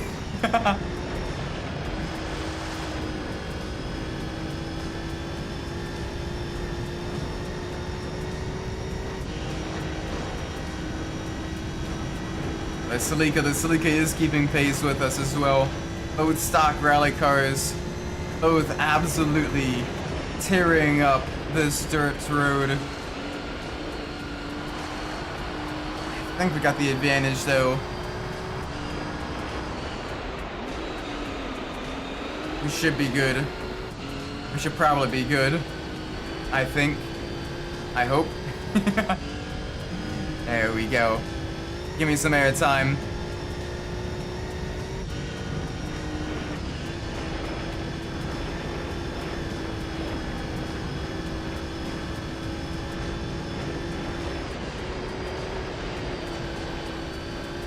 Alright, no issues here. It's nice and smooth through all the corners.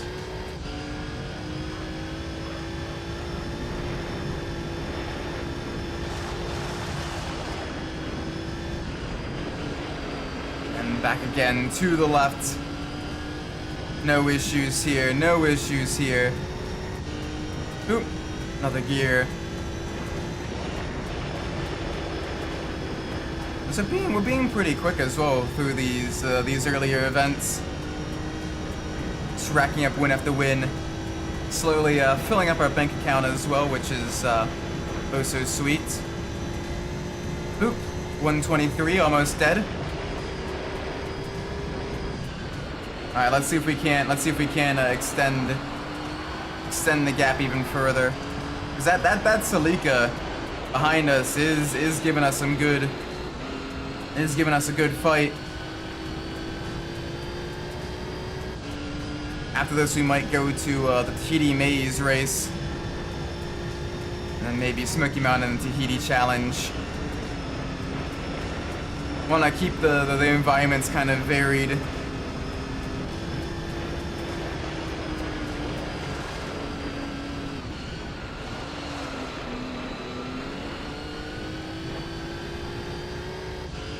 That way we're, we're not just kind of doing a 1, 2, 3, 1, 2, 3. We're, we're keeping it a little bit spicy. A little bit varied. But yeah, by the time we're done with this, we will have all the rally events in the Rally League. Well, that's kind of redundant, but all the rally events completed in the career mode, in simulation mode. Which will probably get us to around like 65%, I think. I think this kind of counts for about 10% completion total. So that'll be the way to do it. Money, money, money, money, money, money, money. Fill our pockets up. Thank you kindly. Thank you kindly for that. Alright, Tahiti Maze. The reverse version. Yet we still have a set of hairpins going up and a set of hairpins going down. Ooh, okay, the older EVA, the EVA 6 rally car. This would be fun. This would be very, very fun.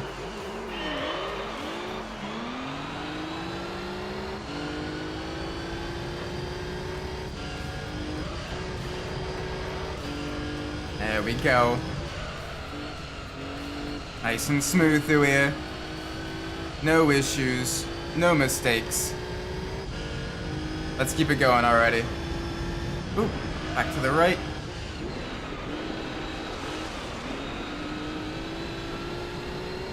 There we go. Through the hairpins.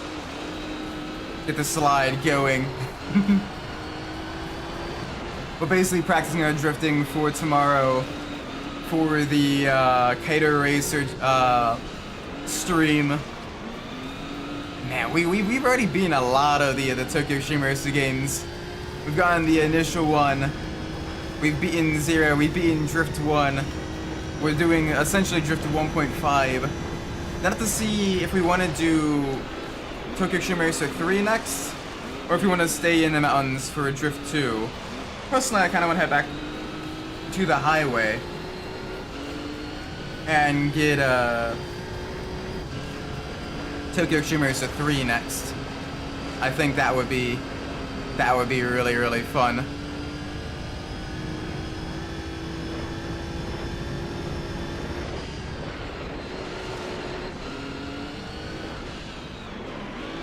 So let's do this nice and smooth all the way through.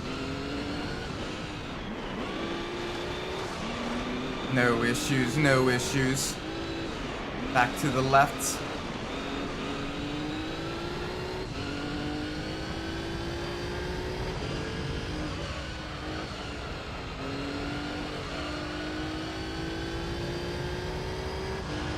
There we go. Alright, alright. First lap complete. A 2:02, pretty solid lap actually. In the stock Evo. But let's see if we can't make it a little bit quicker. I think we can. I definitely think we can. If we can get a sub 2-minute lap, we will be golden. Because that's what you need, I think, for the gold for the final rally license challenge. Just something along that lines. Maybe it's like a 2:01. It's been a while since I've done it. All I know is, if I don't, as long as I don't have to do the RS6 event again anytime soon, it'll still be too soon.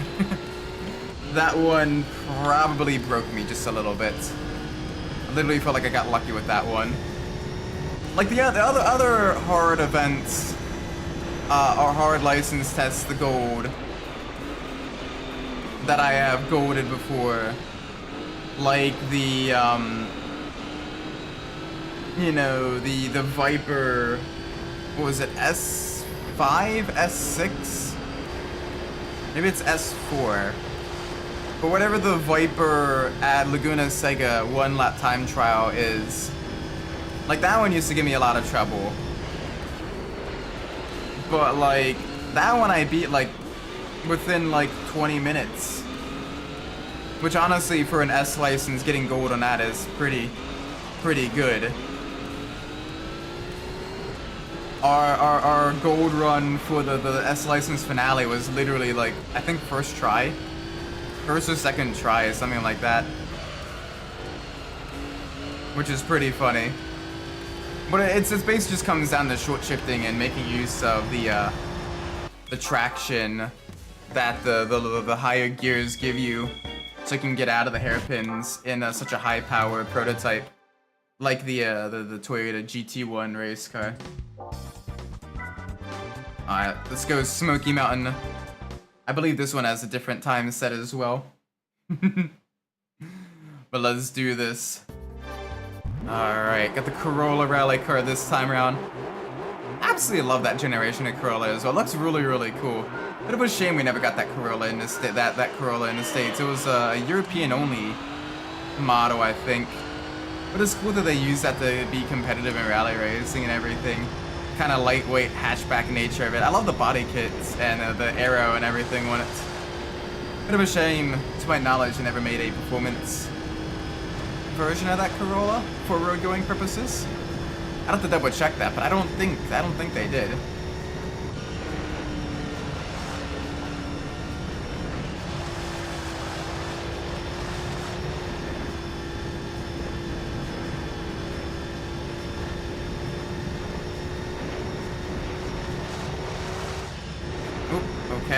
We're good.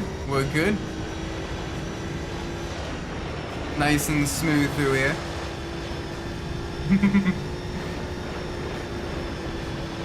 There we go. Boop, first, second checkpoint. No, third checkpoint, sorry. Got how many checkpoints there are. And then we're exiting back onto the tarmac. Now we're in the hill climb section. So our speed will be a little bit slower compared to the forward version. Just because we do need to power uphill. Wait, this might not actually be in Colorado, given the European flags. I never noticed them before. Whoopsie daisies. Okay, that kind of maybe breaks the Colorado headcanon a little bit. That maybe breaks the Colorado headcanon a little bit. I don't know where this would be then.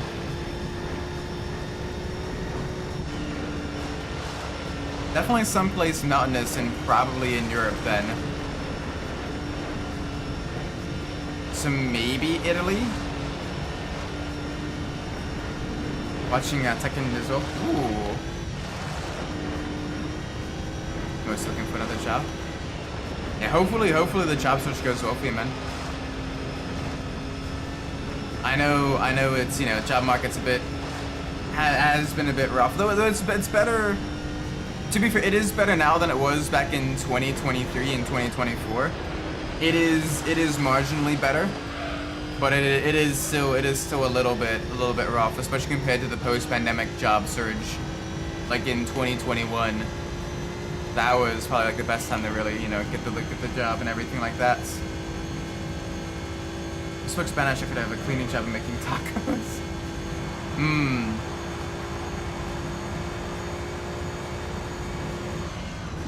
Recruiting houses. Yeah, that is fair. Like I'm not gonna say, you know, blow smoke and say, oh, it's, you know, like the perfect job market and all that stuff. It's still rough, and it can vary by region too. At least on a national level, there has been an increase in recruitment of domestic workers and everything. But again, it can definitely vary by region and industry as well.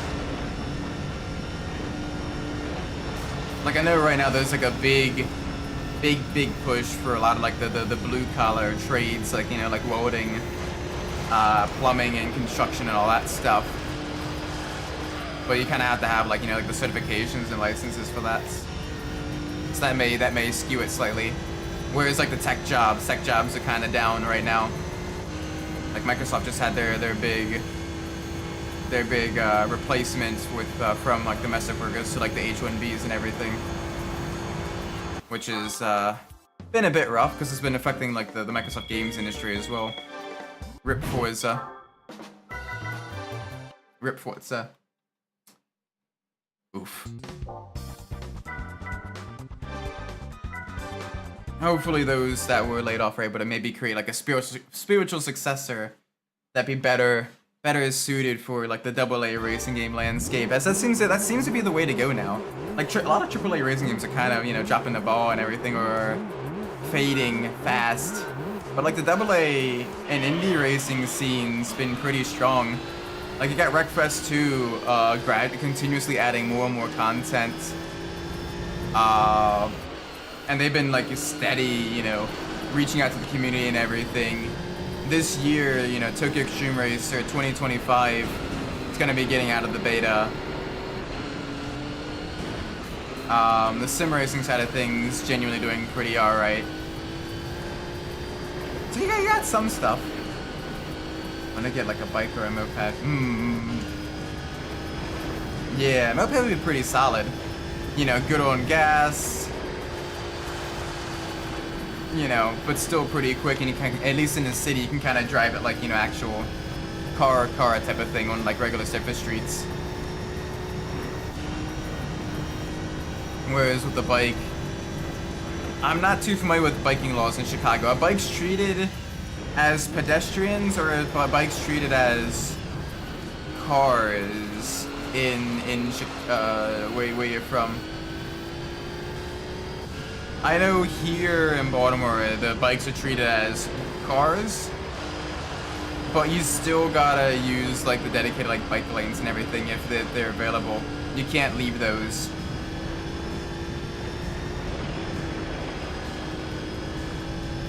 And even then, navigating around like the light rail system has been is very tough for bikers, as the light rail system is partially elevated, which creates uneven terrain, which has caught out a few cyclists before. Thankfully, no one's gotten severely hurt or anything like that, but you know, it's only a matter of time if people aren't careful. You need a license to e-bikes now. It makes sense. Those things can go up to like what, 25 miles an hour, 30, something like that. Like they got a little bit of speed to them.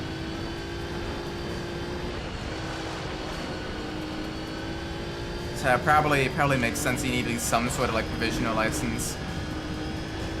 Though it does make it a little bit difficult for people, more difficult for people to get around if they don't have a license. So I doubt that you can take your license test on like a rented e-bike or whatever. Depends on the bike. Fair.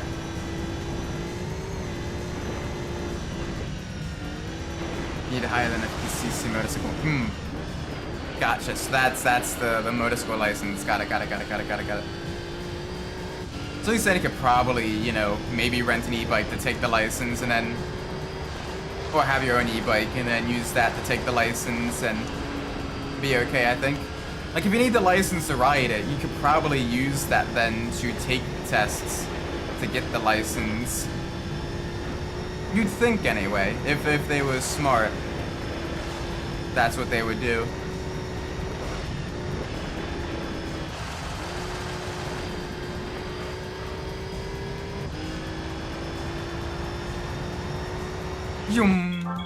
There we go, cross the line. Boom shakalaka. Absolutely beautiful. Alright, all the easy level reverse races have been completed. Now for the intermediate level. Almost nobody wants to get an e-bike and have to get insurance to test the license. Yeah, I imagine, you know, unless they get like some serious discounts or whatever, like it might not actually be that much cheaper than getting like a used motorcycle or like a used moped or something. So yeah, that is true. That's a fair point there. That is a fair point.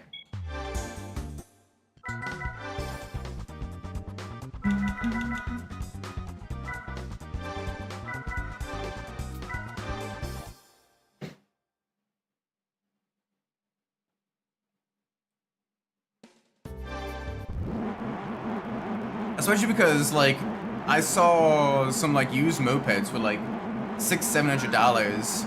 And since they're mechanically pretty simple, you know, someone with a decent enough working knowledge of engines and everything could pretty easily fix, you know, buy one for $600, fix it up for, like, an extra, like, 50 to 100, depending what all needs to be, you know, bought for it and everything, and parts availability. And boom, you have a solid, reliable, pretty cheap mode of transportation that, you know, yeah, like $600-700 is kind of like, you know, pretty solid base price for that stuff. You know, easy to maintain, being a fairly small single cylinder, oftentimes two-stroke engine. You gotta be careful though, because like some of those two-stroke engines, they don't react well to the ethanol in the that's in a lot of like fuel nowadays, especially like the earlier like carburetor ones and stuff like that. So you do need to you know, either get like an ethanol kit or whatever, or like, you know, kind of find ways to get the carburetor, especially a lot of the rubber like diaphragms in the carburetor, replaced with ethanol compatible components, so the alcohol and the fuel doesn't dry rot them. or you know, have like a set maintenance schedule to rebuild the carburetor and rebuild the diaphragm, or add like an additive to the fuel to prevent that from causing issues. But either way, any of those three options, you get a a solid choice where that's not super expensive, and you still get a pretty cheap, very fuel efficient, means of maneuvering around the city.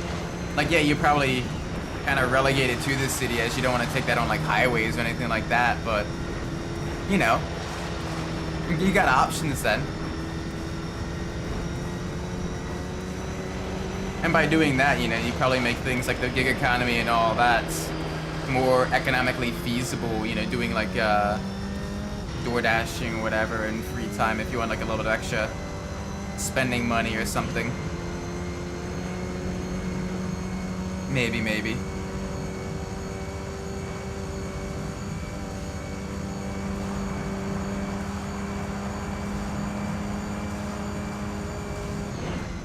Downside is, well, okay, I need a break before that jump.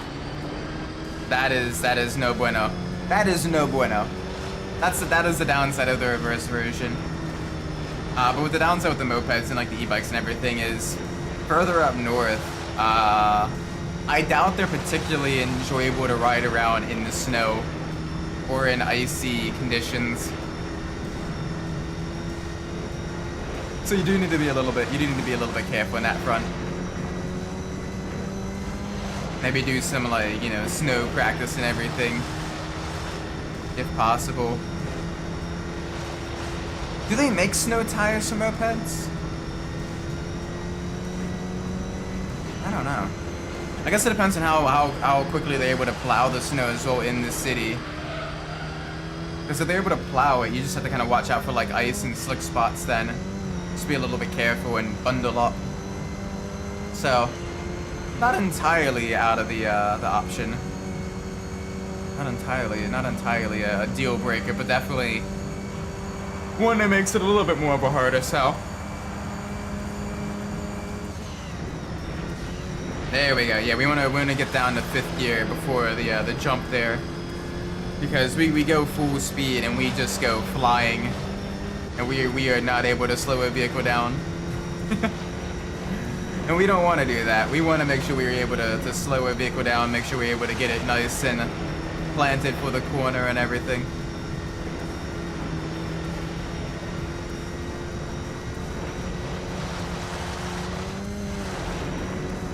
Gosh, Smokey Mountain's a beautiful track as well. Like so many of like the older rally stages, it'd be cool to get them remastered in later Gran Turismo game.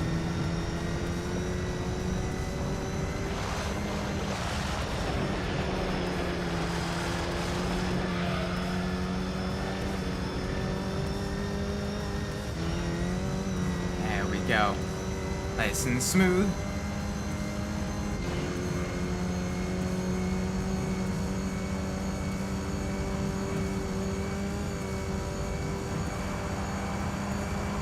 Alright, that's 14. So that is a little bit quicker time. So yeah, slowing down for that corner helped us go a little bit quicker. That's good, that's very, very good. Let's keep the pace through the twisties. Want to have the big slides cutting off as much distance as possible. There we go, past all the cheering people.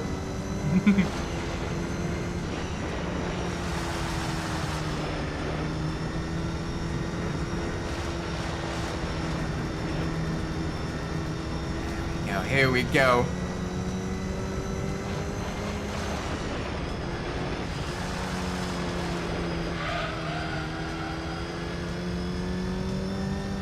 Now let's get some air time. Boop. There's a little bit of a jump, just to add a little bit of extra authenticity to the rally. It's not a rally unless the vehicle leaves the ground at least a little bit. and then across the line. Here we go, give us the money, 10 grand into our pockets. Nom nom nom nom nom nom nom. Ah, beautiful. Beautiful, beautiful, beautiful. Beautiful. Alright, let's go to another mountain course. And then we will go to Social Stage Route 5, and then the Tahiti courses. And that'll be the way to do it for the intermediate stages.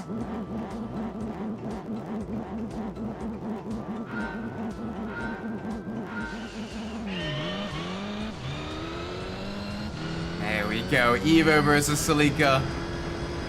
This will be a good battle, I think. 5 laps around this tight but high-speed Swiss course. Heading from it, I'm gonna re-headcanon that as being like northern-ish Italy, maybe. And then this is in, you know, Switzerland. Beautiful, you know, Swiss mountainside.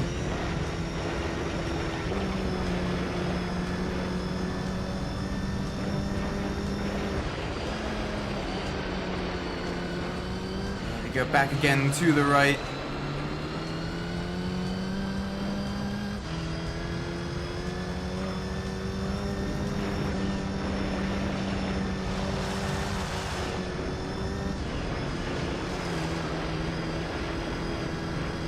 Let's do this, let's do this. Let's get some jumps. There we go, nice and smooth over there. Let's keep the pace, keep the pace.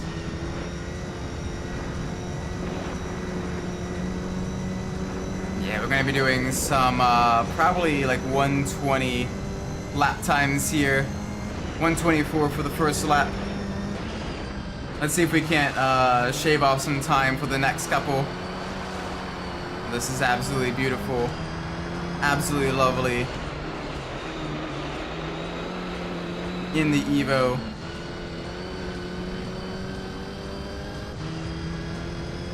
Come on. Get a little bit of air time.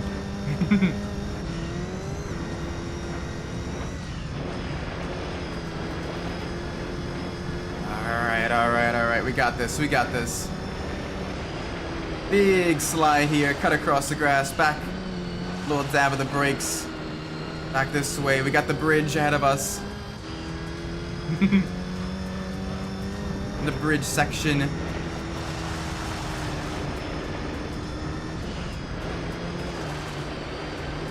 we go.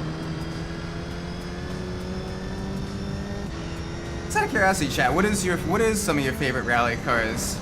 Do you love the Japanese monsters of the Group A and WRC era? You like, you know, the French invasions, like the Citroen Xterra and the Peugeot 206 and 307 of the WRC era? Do you like maybe the Seat underdogs? Maybe old school like the Lancia Stratos? Got a lot of different options. Me personally, I kind of like love the Group A cars, things like the Lancia Delta, or like the 22B Impreza and everything, the GC era Impreza. Offhand, I can think of it. Yeah, some of the Japanese ones are really cool. Like the Group A era had some really good options because you had both the Legacy and the Impreza during the Group A era, both the Galant and the Evo. Yeah, the Toyota Celica as well. All, you know, absolutely giving things like the Lancia Stratos, not Stratos, the Lancia Delta run for its money. As well as things like, you know, the Ford Escort. Like the Group A era rally cars are just really cool. Not to say that the modern rally cars aren't, like the modern stuff. The Rally 1 cars and everything are pretty awesome. I just love the. I really want to, especially now that I know there's one actually pretty close to me.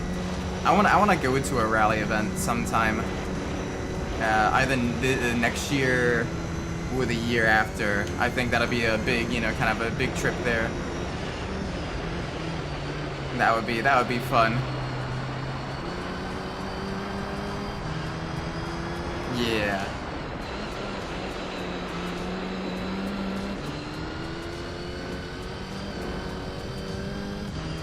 Welcome, Ford Shelby. Feeling Titus, I'm gonna get some. That's alright. You have a great night, Ford Shelby GT. Make sure you get some rest, and best of luck on the Ultra Kill drawing for I forgot its name. But the main robot. V1, I think? Yeah, V1. Best of luck on that drawing. Let me know how it goes.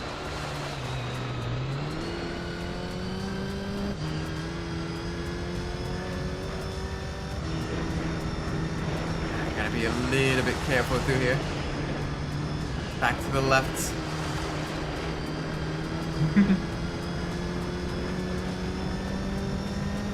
Ooh. There, give us some good air time.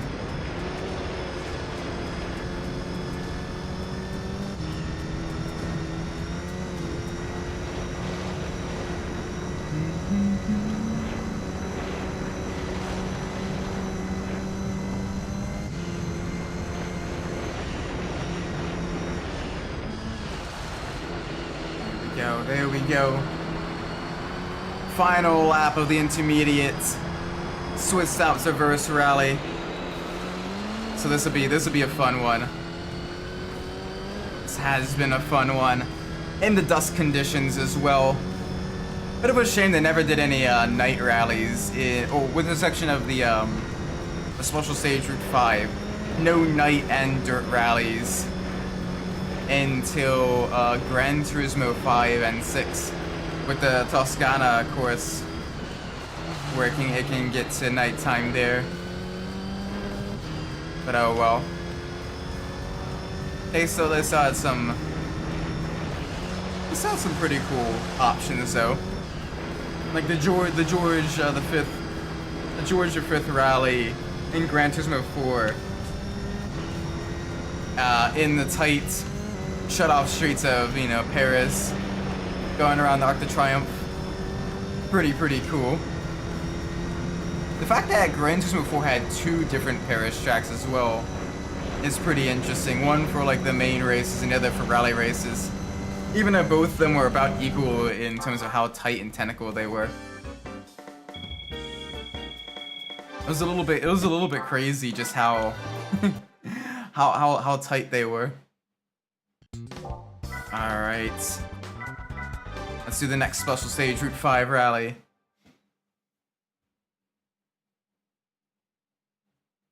And then both the Tahiti rallies. We got this. Evo versus Impreza.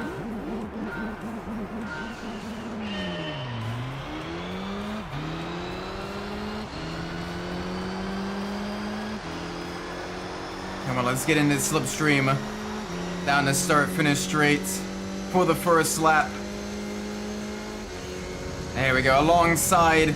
We got the inside for the braking zone.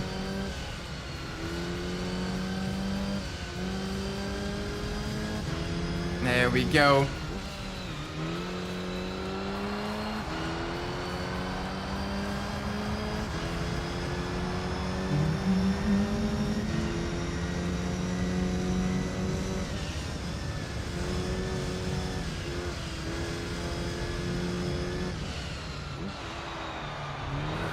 Nice and smooth through the corners. Gotta watch the lack of grip in the wet. Thankfully, the four-wheel drive system will help us, as well as the moderate aerodynamics of our Evo.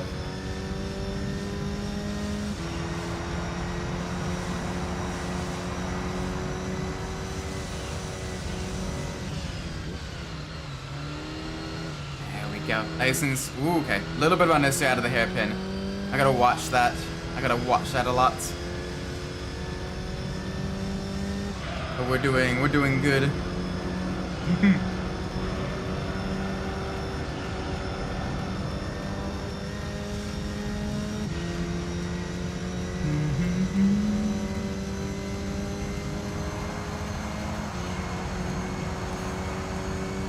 There you go. First lap complete.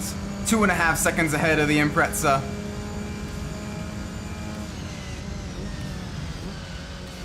Nice and smooth through the corners. It's about 1:40 lap time right now, so we're doing all right.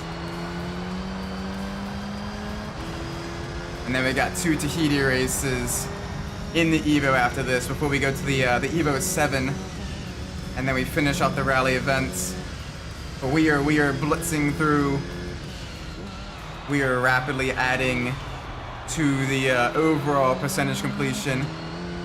I think after the rally events, next time we stream this game, we'll focus on the endurance league and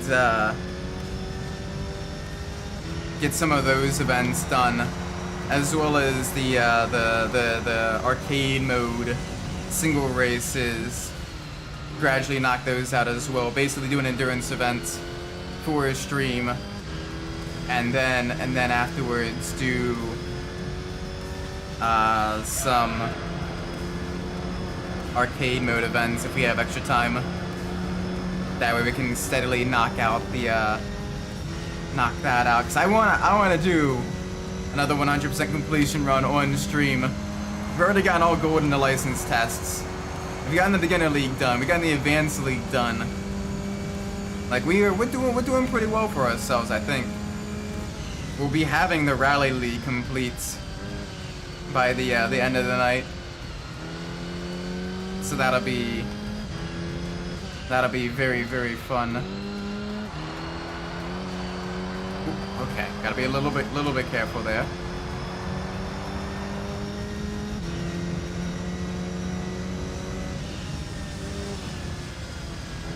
Oof, yep, okay, yeah, understeer is real.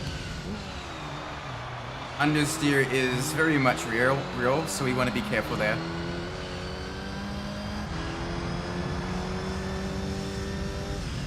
Gotta remember, this is Gran Turismo 3 wet conditions in a four-wheel drive car, so it's more likely to understeer a bit compared to something like Enthusiast, where you're more likely to kind of oversteer just a little.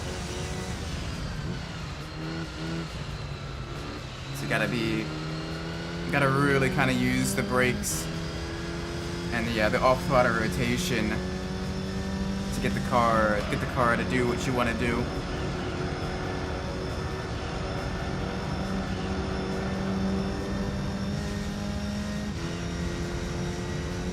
8, 9, 30, 31, 30.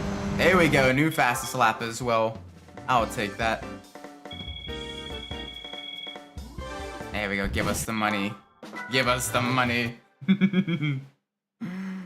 Alright. What's next? What's next? Tahiti. We got the Tahiti time. Let's go the rally challenge. Tahiti rally challenge 2. There we go. There we go.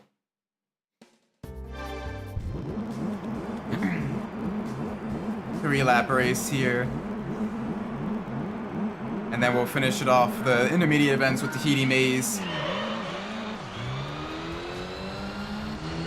And then we will go on to the hard level Tahiti events. There we go. Keeping it right up with the Escort rally car. We go down on the inside. Boom. Give us the power. There we go. That is exactly what we needed. That is exactly what we needed right there.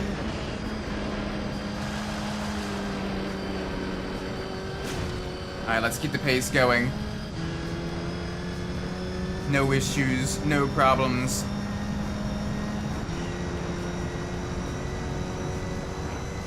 Get a little bit of airtime over the jumps. Okay, a little bit too much airtime. Gotta be a little bit careful there. Yeah, the Escort's right behind us. Less than a second.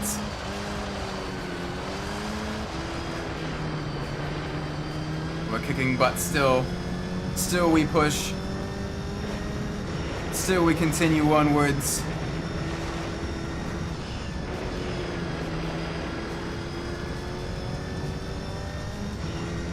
Alright, let's do this.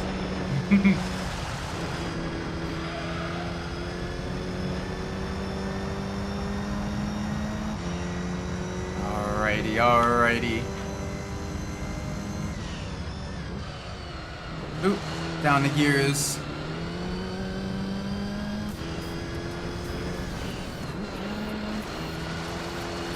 There we go, no issue. No issue whatsoever. Let's keep this up.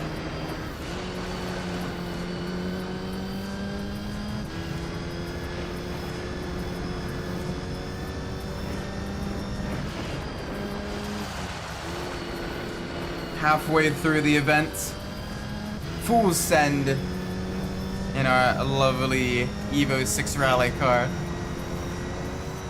Oh, man, this track is still absolutely beautiful. Love the look of it. I love the jumps down the back straights. Even if the reverse version, the jumps aren't quite. They don't quite work nearly as well as the forward version. But still. We are keeping our distance from the escort rally car behind us, and I am liking that a lot. I am absolutely liking that a lot. Come on, full send here, full send. Back the opposite direction. Let's do this.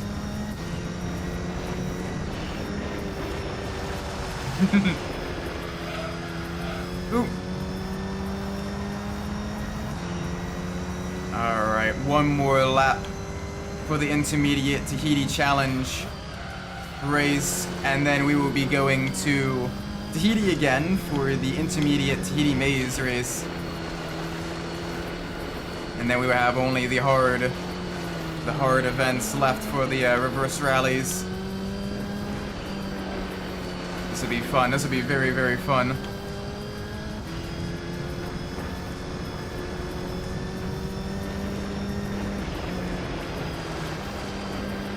Pace coming around the hairpin. A little bit of a tap, little bit of a tippy tap on the wall. Just a moderate amount of tap. All right, down the final straight for the final time. At least this race. Gotta be careful over this jump. The rear wants, the front wants to kind of go airborne. The rear wants to stay back on the ground with the wing.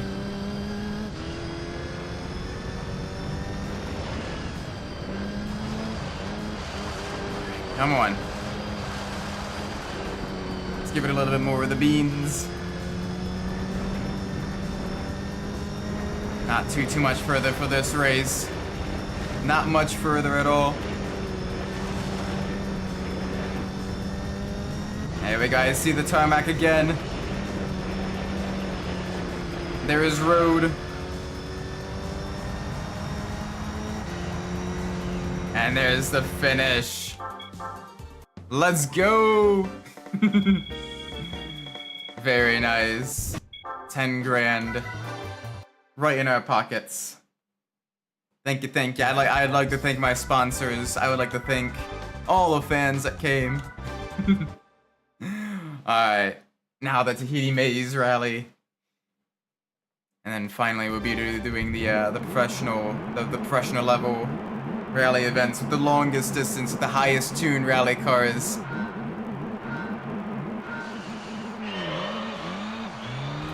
So that'll be our challenge.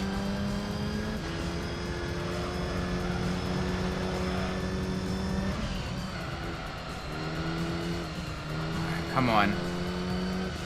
Come on. There we go, good stuff. Good stuff all the way through.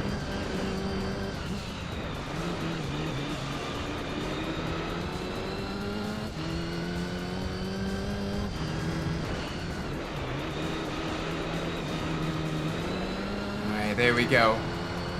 No issues here. Keep the pace going. Nice and smooth. Through all the hairpins. No mistakes. Look at all that. The beautiful flowers lining the inside of the track to the right there. The beautiful crystal blue water there as well. Absolutely lovely.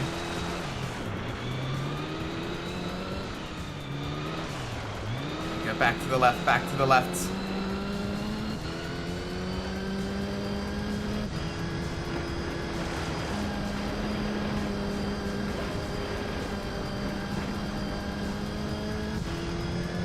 go. No mistakes, no issues.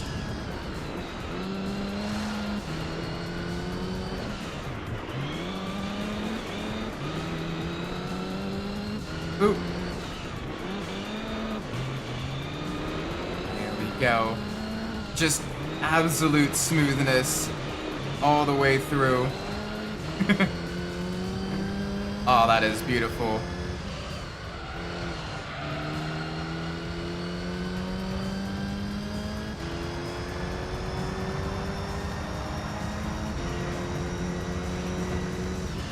Boop. Alright. Through the gears. No issue here, no issue here.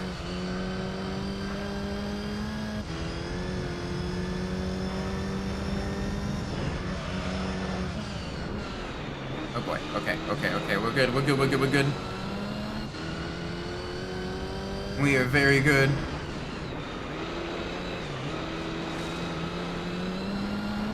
Let's keep the pace going.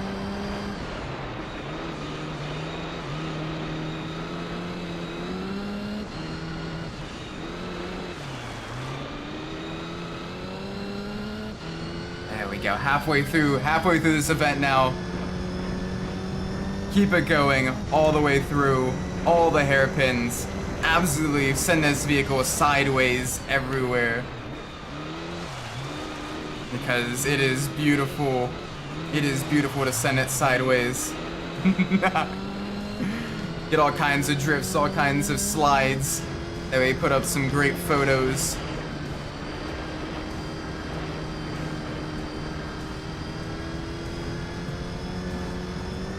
Ooh, a little bit of air time.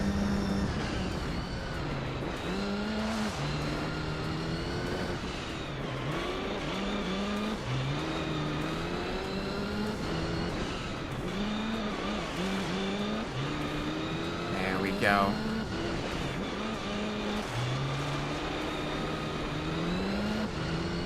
Nice. Nice.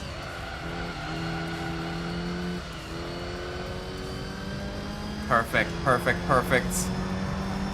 One more lap. As we head past the beach. The final time this race. As we kiss the tarmac goodbye, heading back onto the dirt for the hairpins. A little bit of a nose touch there on the wall. Just to leave our mark. There we go, there we go.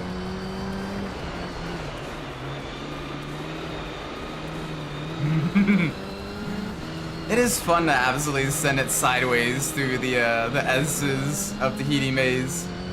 Like, holy moly, it's just really fun just to see, you know, be basically able to send it almost full sideways and then catch yourself with the forward drive system. Okay, a little bit of understeer there. Didn't quite get that one just right. I also like how the dirt, it changes color depending on like different sections of the mountain as well. Like when you're closer to the ground, it's more of kind of like a sandy, whereas you head higher up, it's kind of more of like gravelly and stuff. And it changes as you go through like different sections, which is really cool. It adds a little bit of like extra kind of varying environment to the rally stage.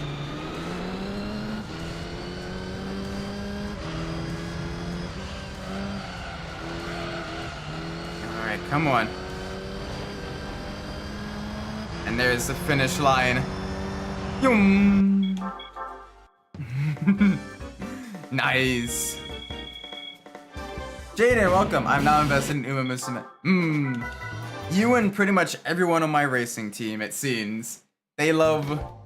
Who's the pink girl failure one? That's based off the horse that has like over 100 losses, but still managed to like retire because people just love that horse too much. Who's that one? They really like her. They're like, yes, we love our underdog girl failure horse. Rara, yes. To be fair, she is absolutely adorable. Like, you see them racing and everything, because I was watching one of my friends stream it earlier today after the Sunday series race.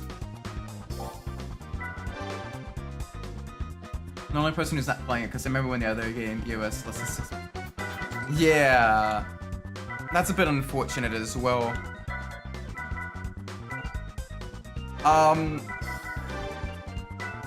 That is a bit unfortunate. I'm not playing it myself, but I do like kind of watching other people play it. It has been very fun. Not because of the anime. She doesn't do it the way she does it for the love of the game. She's like, you know what? I don't care if I'm slow. I like racing. Which honestly, same. Like, I know I would never be esports material for like the sim racing stuff, but I race anyway, and I give it my all because I wouldn't feel right about myself if I didn't at least try my hardest. You shouldn't watch Gotcha. Fair enough. And that's the thing with stuff like the Honkai, the Zenless and Zero, Deep Space, Pokemon, and all that. Jeez, it's crazy how much like Gotcha and like, you know, random character like games and everything there are. Like, holy moly. that is a lot.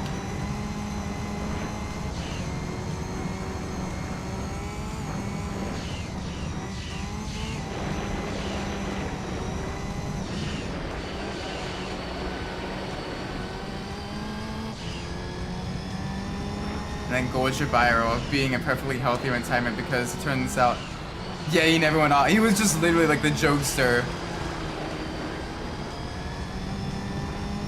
He's like, you know what, I'm not gonna actively like try. He still won races when he felt like it though. Actively antagonized other horses. Apparently was quite witty, but just decided to be, you know, a melon for the fun of it. Actually made 68 million in 2 months. So I joke around and say that that's why I don't bother making racing games anymore. Aw, rip. Gotcha race. I mean, I say gotcha racing game, and then we have the Uma Musume. So, you know, I guess that's kind of a gotcha racing game.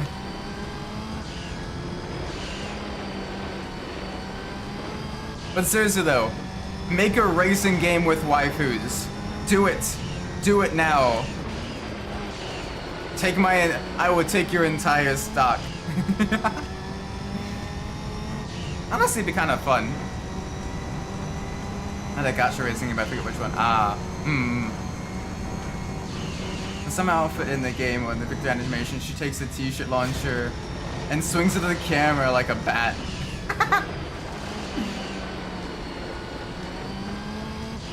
Your no more animation is drop kicking you. Fair. Despite the Nikki drama, is still making a lot of money. Okay. But to be fair, Nikki has managed to do something right. It gave us both Eleg and Breddy.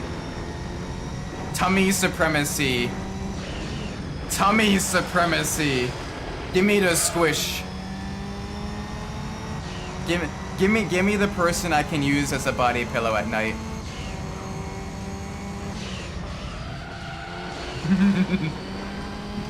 I mean, there's, to be fair, with both Eleg and Breddy, there is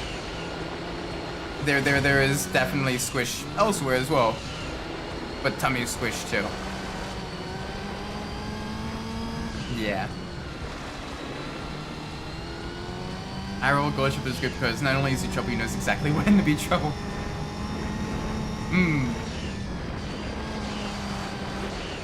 Now that was a thick girl even before Nikki. It was Tenshi Muyo. Hey yo, hang on a sec. I want to look up the character. What's the character name? I think I forgot who it was. Ah. Rip. There is no sauce. There is only dreams. There is only dreams, no sauce. Raw sauce. We have lost the sauce, brothers. Only pasta. I'll stop. I'm being silly. That's another girl from a shoujo, but she wasn't probably. Aw, rip. Sag. That's the jockeys who rode him, and they tell you that they didn't do anything. Bishop just kind of did his own thing, and either it worked or it didn't. It's like, I'm not listening to you. I'll win when I feel like it.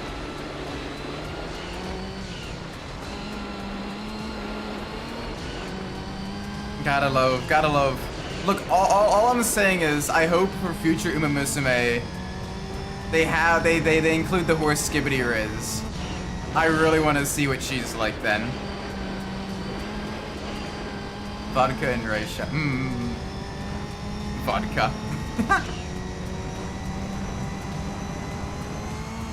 I still like the Uras, I think is her name. The pink girl failure horse. She's still my personal favorite. She's my personal favorite. Like, I mean, come on. Who doesn't love an underdog?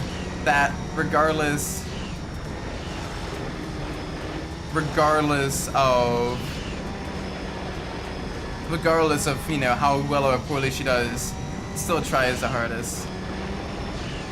And is an absolute sweetheart. I think it was the rabbit ship? Oh, okay. I'll take a look at that then. Vodka is a wild child, and Raisha is just precious. This is a cute bean. True, cute beans are also top notch. I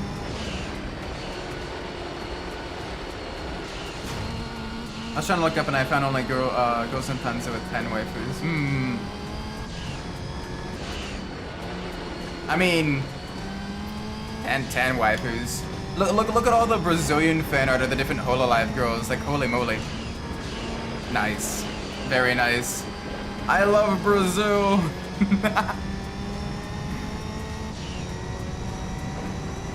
Like vodka's tomboy horse girl.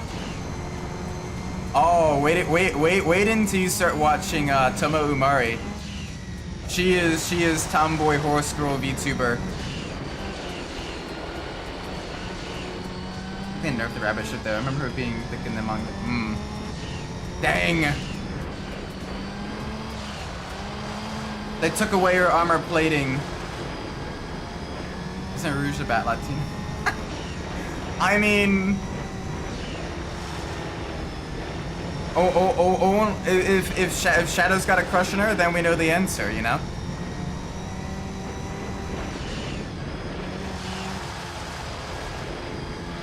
Oh, that was cringe. But I am free. I know, she's an yeah! Military tomboy Hunts girl. Military tomboy Hunts girl. Yes! New car! The Corolla rally car. Based. Alright, let's get the Smokey Mountain rally.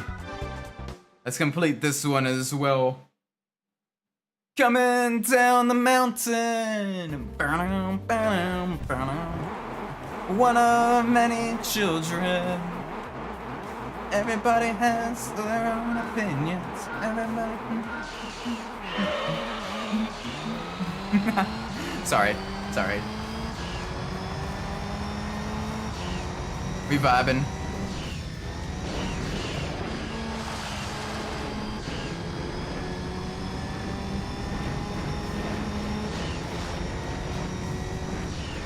I like to make twin turbo Bella be a twit trainee. Ooh. What kind of horse? What kind of horse and what kind of personality is twin turbo? I wanna know. Oh, okay. Slight understeer there.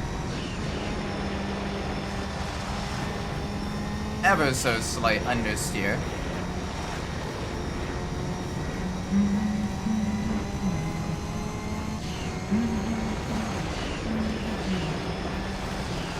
Imagine if it turns Sonic the Hedgehog into a... Oh. Gotta go fast! I don't want to wait, I want to run! Make me faster! So basically super high energy, super competitive. Just very, very... kind of show-offy in a way.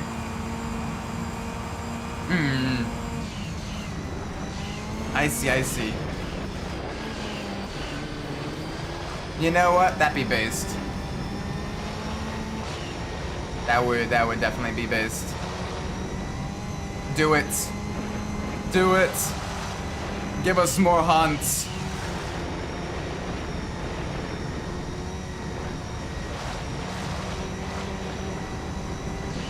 And she's blue, this like kind of solidifies it.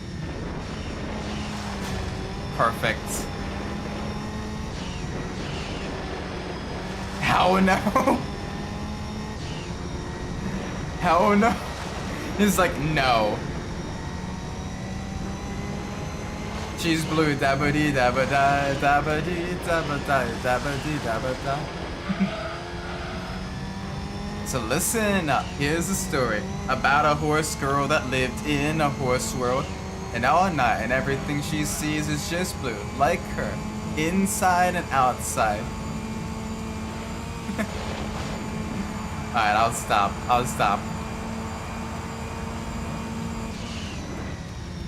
Oh, that's... Okay, we saved it. We saved it, if just barely, going over that crest. She's blue, if she were green, she would die. If she were green, she would die. If she were green, she would die.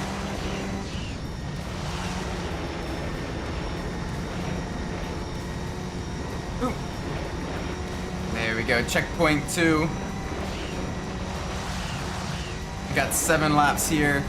And then we're heading to special stage Route 5. Where we get to do a tarmac rally, and then 2 more rallies after that. We got the time, we can do this. We can do this, chat. Have some faith, Arthur. Tahiti! We will actually finish on Tahiti as well. We will finish at Tahiti. We got time. That's Skibbity Riz, and she isn't the brain rot gremlin eminence.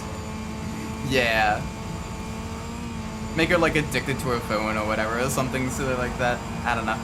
I don't know the actual like personality much of like the IRL horses. The horses are definitely drama queens for sure, from what I've gathered.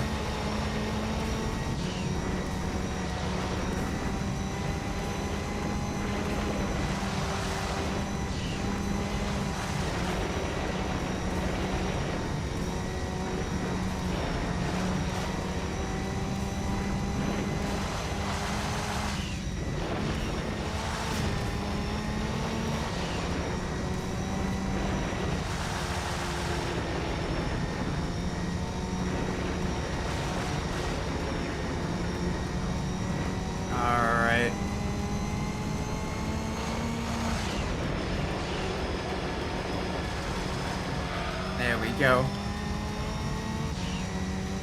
Alright, big speed.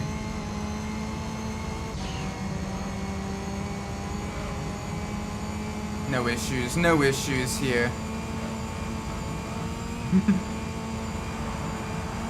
Boom. Alright, 110.5. That's the quickest lap so far.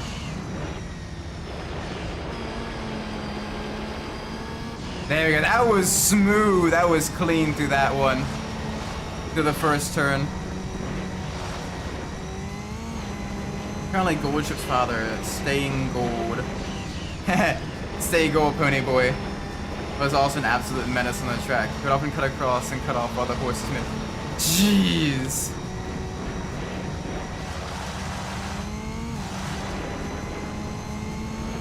Just raising a family of hooligans. Delinquents, lunatics.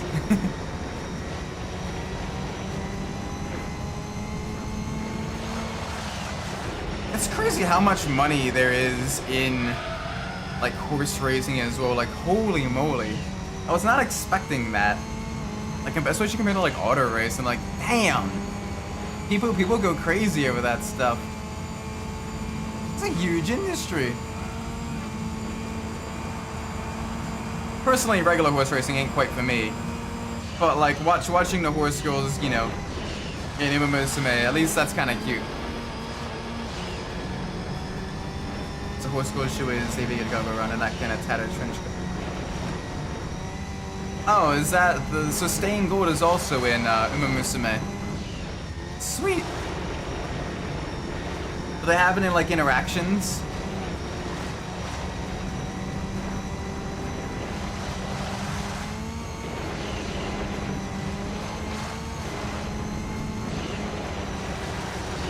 Oh, a little bit of understeer there. She has a knife on her hip. Absolute hooligan. Welcome back, Adachi. Hope you're well. Airtime!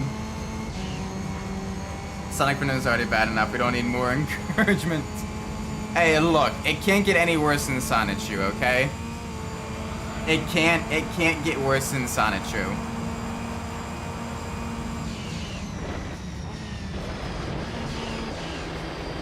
The fact that you can look up pretty much any name followed by the hedgehog on Google and get multiple like fan arts is a little bit crazy. Because I have searched up both my real name and my VTuber name just because it's kind of funny to see. And it is hilarious. Tails got trolled as wasn't. Oh, we don't talk about Tails got trolled. That's fair. That's fair.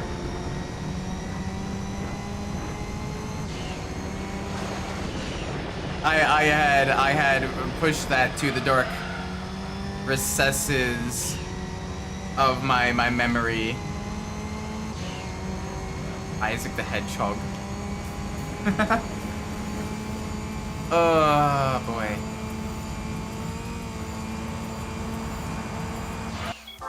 Isaac the Hedgehog. It's been a while since I searched it up, but if I remember correctly, like, one of the fan arts was actually Jewish. Which is kind of funny. Like, you don't expect that out of an anthropomorphic fan art hedgehog character. But apparently one of them was wearing, like, punk clothing and a yarmulke. Which threw me completely off, but I guess Isaac is a semi-traditionally Hebrew name, I guess, I think. Something like that. I don't know.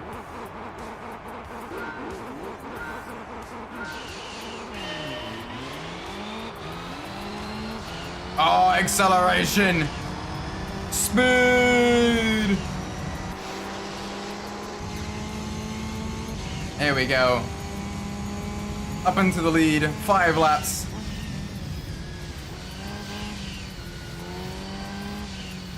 Alright. We don't have a whole lot of time, but we will push. We will push. We will fight them on the beaches. We will fight them on the mountains. We will fight them in the city streets. We will use the power of 4-wheel drive and the power of turbochargers.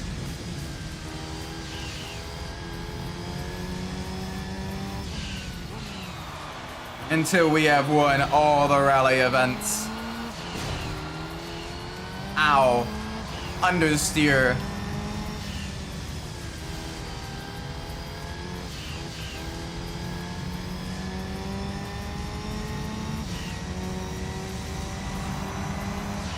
Alright, we're good. Keep it up, keep it smooth. Back to the left, back to the left. Into the hairpin. Let's try to get some good lap times in. Let's absolutely, despite the water on the track, let us light it ablaze. Immediately into the dry section as well, where we have still some understeer. That's alright. Big push. Alright, 136. We can go quicker than that, I think. We can go quicker than that.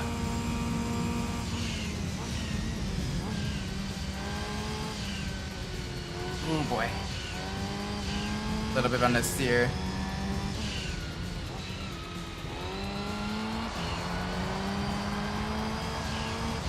It doesn't quite want to get around the corners once these things are fully upgraded. But we're still doing decently enough. We got some very, very good pace here. Just gotta use the power to get it rotated around the corner. I don't know why people always want to wipe their guys. It always leads to R8. Yeah, fair. I mean, that might actually be the point. That may actually be the point. I want to do something extremely wicked.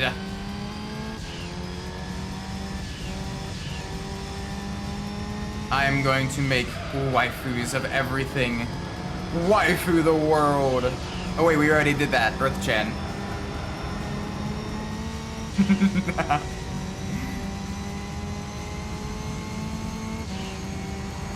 Oop. Okay, that's 2 laps down.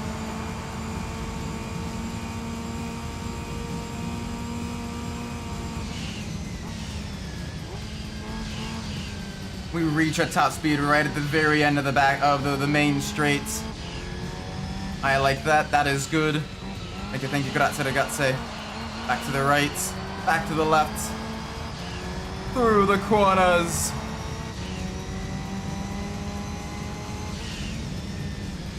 Easy there. Easy there.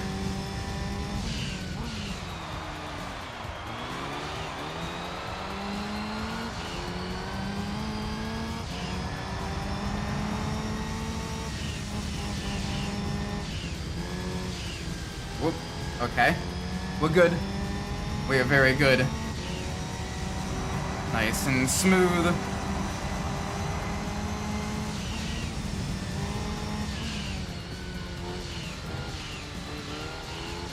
A little bit of understeering. A little bit of understeering there, but not too much. We're fine. We are perfectly okay.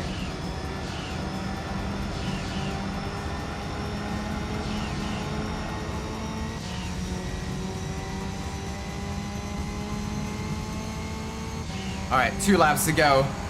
New fastest lap, 128.1. I like this. I like the car. I like the speed.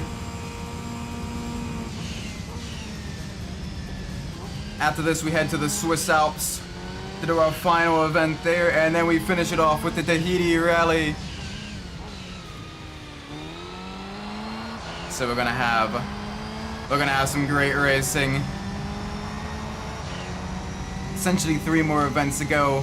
Well, technically 2.5 because we are more than halfway through this one. And then in a single stream, we have basically completed all the rally events in the game. And that just leaves the arcade mode events, the professional league, and the endurance league left. But we will have our work cut out for us, no doubt about it. But we will still push on.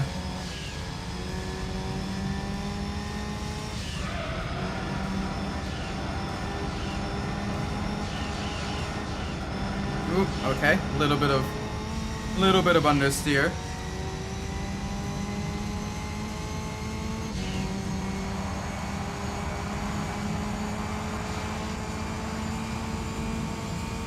Come on, come on, come on, come on, come on.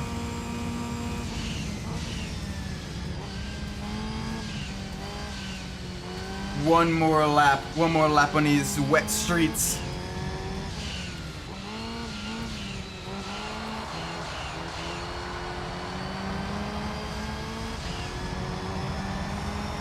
There we go. You know what's funny is,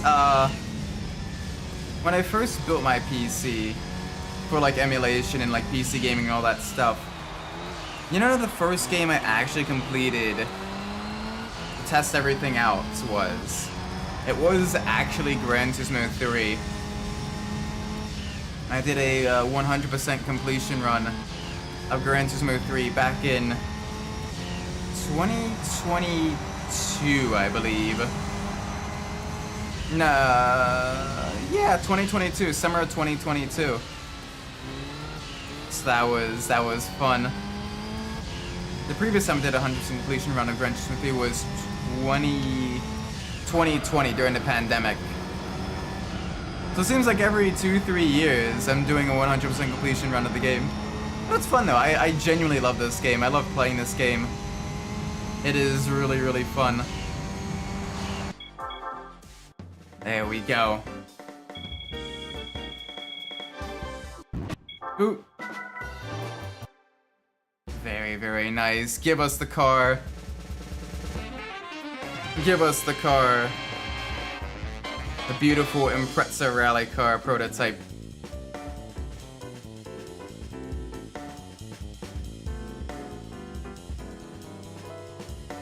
Nice. There we go. Give it, give it, give it, give it, give it. Alright, now to the Alps. For our semi-final rally event. We really get to see how the new Evo handles the high-speed jumps and wide-open dirt turns of the Alps. Let's do it.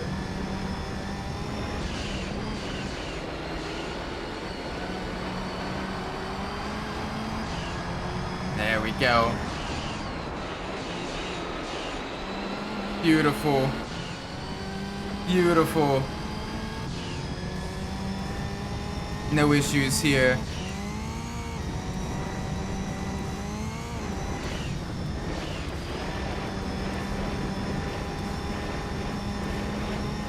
Alrighty. Third gear. Back to the right. Wonderful pace all the way through.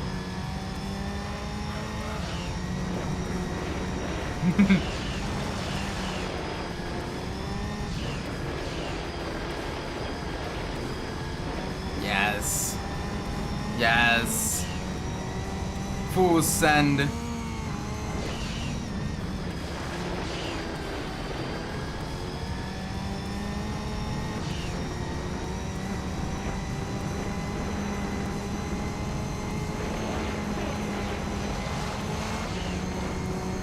Alright, 120 as the first lap. We can go quicker than that though, I think. We can go quicker than that. I think the reverse version of Swiss Alps might actually be quicker.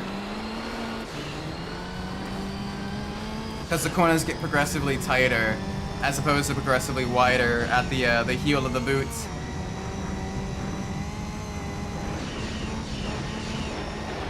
So it might actually be ever so slightly quicker.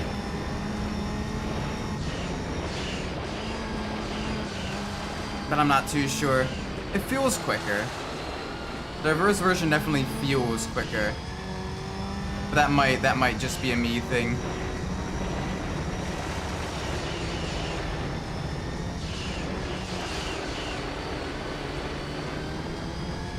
Either way.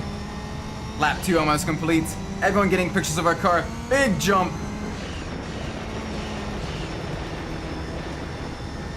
Alright, let's see if we can make it an even quicker time. Come on. 1, 2, 3, 4, 5. Yes, 1:15. Absolutely blistering lap times here. Come on, let's do it.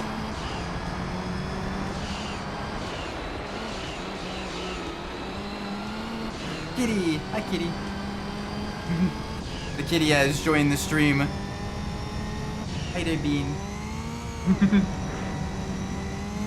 she's just staring at me. And she's just sitting next to my chair, just staring up at me. Hi, dear. Oh, I wish I could pet you right now. Okay, so she's heading back upstairs to mommy.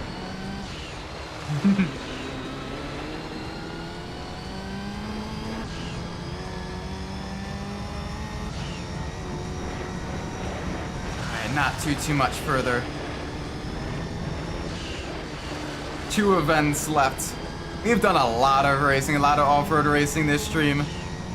But it is going to be worth it because we're going to be getting a lot of money. Because we're essentially getting 100,000, 150,000. No, 200,000, 300,000.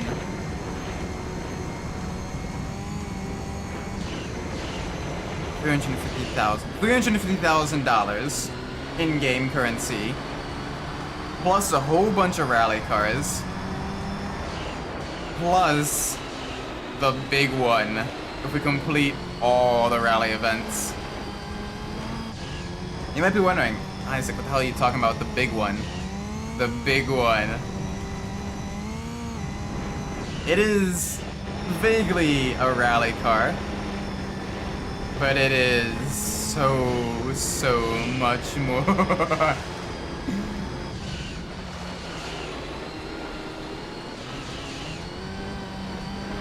Whew, okay. Little spicy there. Little bit spicy. But we're doing alright. We're kicking butt. Over halfway complete. Oh, that 117 was a little bit slow. Let's see if we can make it go quicker. Come on, absolute push. Alright, 116, marginally quicker. But let's go even quicker. Let's push.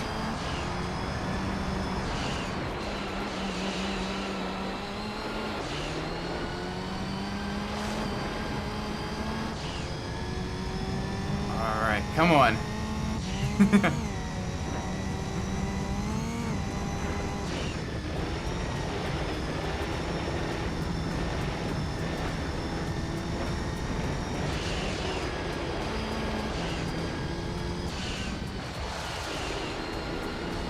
Easy.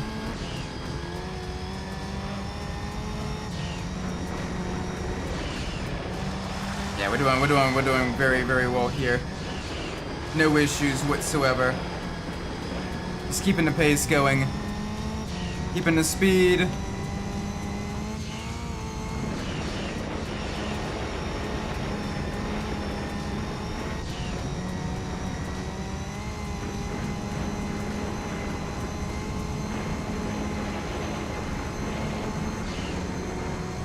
$15. Ooh, oh, almost got a new fastest lap there. Close. Very close.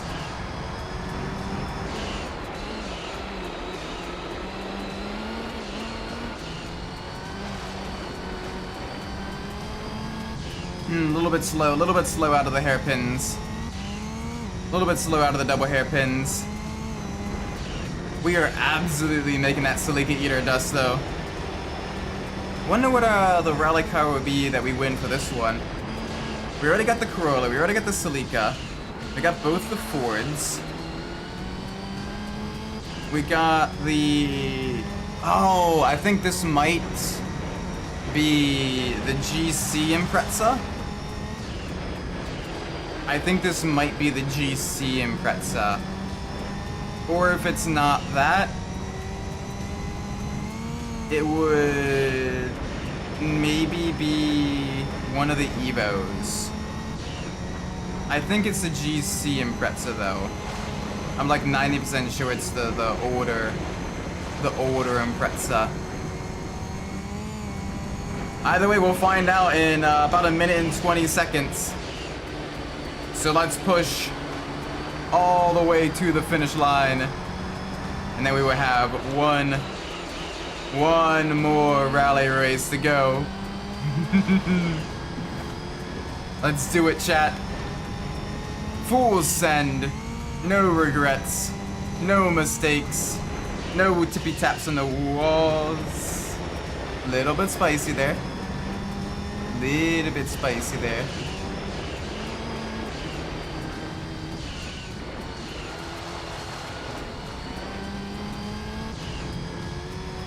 There we go.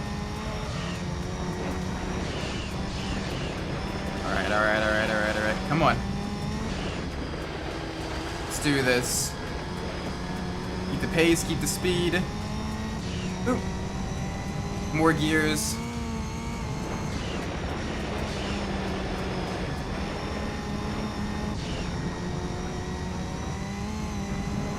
There we go. Almost to the line. 15, 16. Very nice. Very consistent times. Good consistency there, Isaac. Thank you, Isaac. Let's see what rally car we get. Oh, it's an Evo. Alright, the Evo 7s. That means the Tahiti Maze is where we will get the Impreza rally car, I believe. Because I don't think we've won that yet. I don't think we've won that yet. Do correct me if I'm wrong. Here we go, Evo versus Evo. The final showdown to finish it off.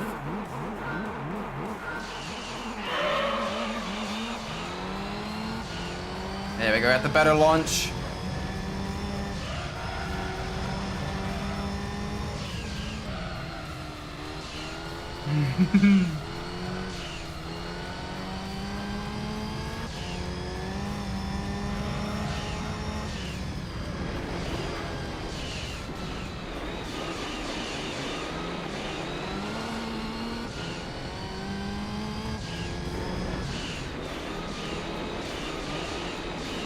Alright, here we go.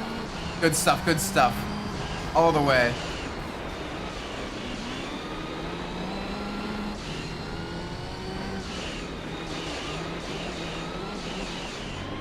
You know what? YOLO.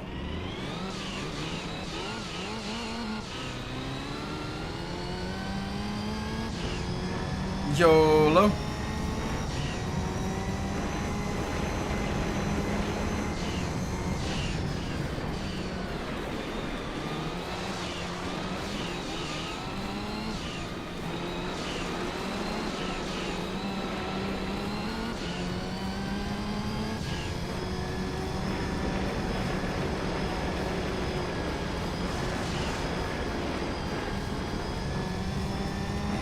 Nice and smooth. Alright, hi there, Evo.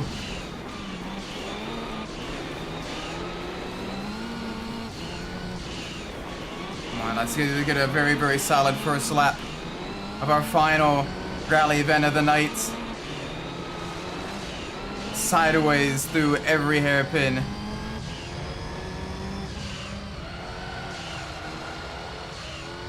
There we go. Boop.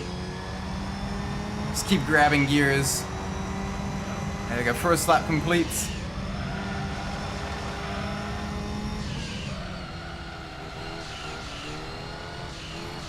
Come on. Absolutely, absolutely beautiful.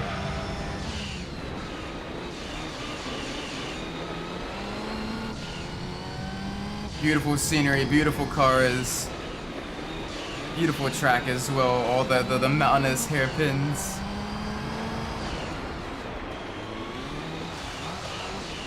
Not the best line through there. That line was not beautiful. That line was kind of sloppy. That line was a little bit better. That line was just marginally quicker. Oh, look at the water over there as well.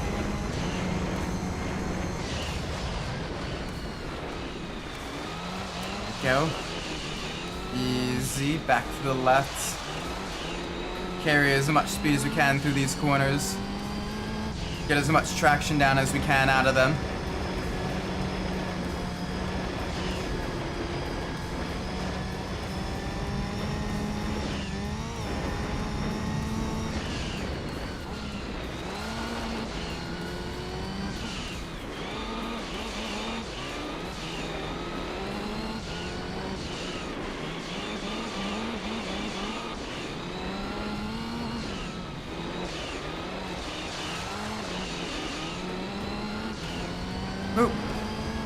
There we go, no touchy the wall there.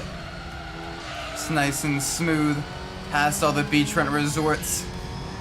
And raised houses and everything. I wonder what it's like to live like on an island and everything like that. That's gotta be so weird. Like what all can you do for a living there? Like I know you probably have like tourism industry and stuff like that, but like outside of that, a lot of that's probably like remote work. Which is probably, you know, crazy.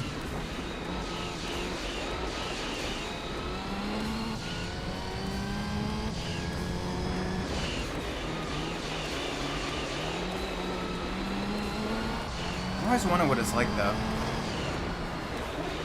because like it's you know things are, you know, super expensive because everything's got to be like imported and stuff. Kind of limited to how much you guys can like build there and everything.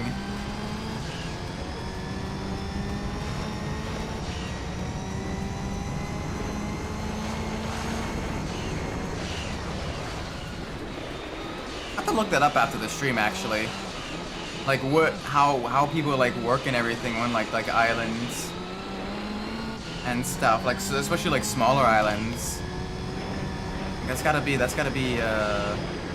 interesting, very tricky for sure.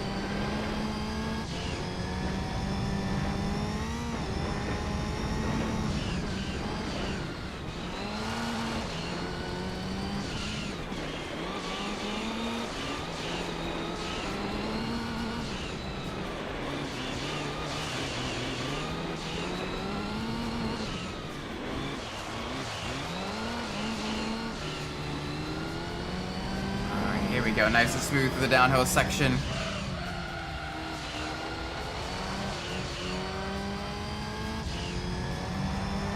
$50, $51.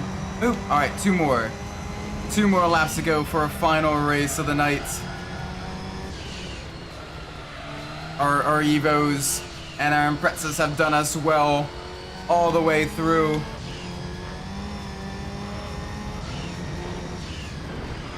Feeling just a little bit warm. Oh well. I'll just double check things later.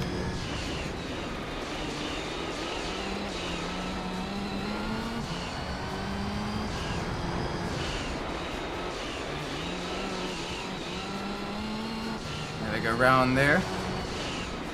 Ooh.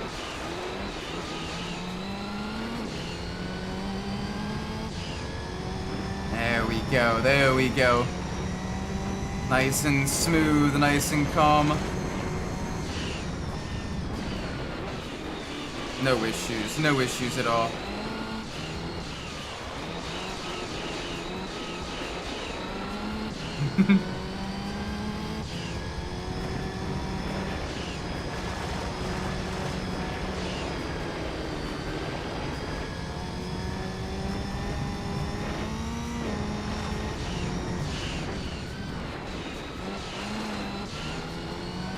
Go back into the hairpin.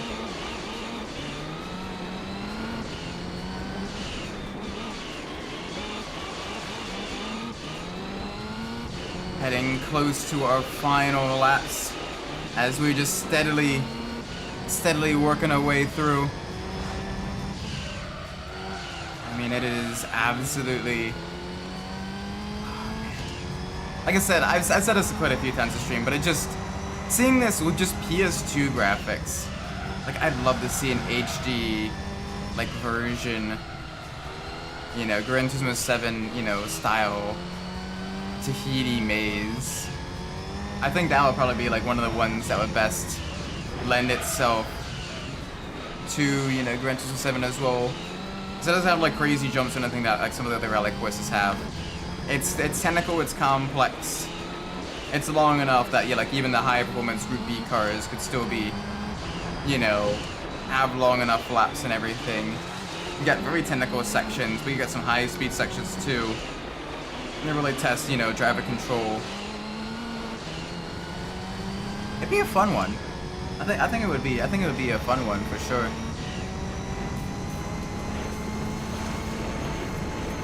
Downside is they'd probably need to create like a new area in the map for it though, because, you know, it is in, you know, the French Polynesia, Tahiti.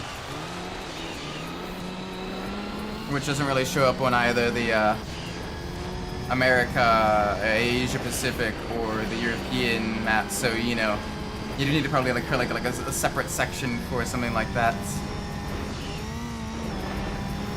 Unless they do away with that kind of map thing in Gran Turismo 8. As people didn't really like that as much. It felt kind of disjointed compared to actively, you know, doing, you know, structured races for like specific events one at a time, you know, around the world, instead of doing like different events on the same track and stuff like that.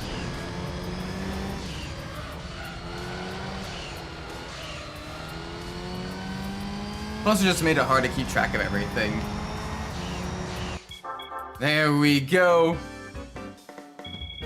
Money, money, money, money, money. The final rally event is done. And there it is, the GC Impreza. Lovely. And the big one. The big one. The Suzuki Escudo Pikes Peak Edition. That's a fun one. That is a fun one. Another thing I don't like about 6 is the amount of tracks I would neglect it. Yes, that is true too. Like the amount of cars and tracks they have in the game, they could have definitely had so many more events. For real. They just unfortunately didn't. And it was a grave missed opportunity. Because they have like so many like the like, you know, kind of smaller touring cars and everything. They don't really get an event. You know.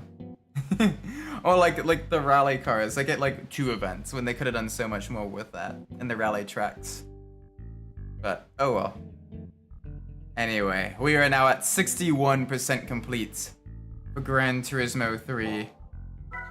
Yeah, 5 definitely I think is a better game. Although I don't like the level system on that one. But it is what it is.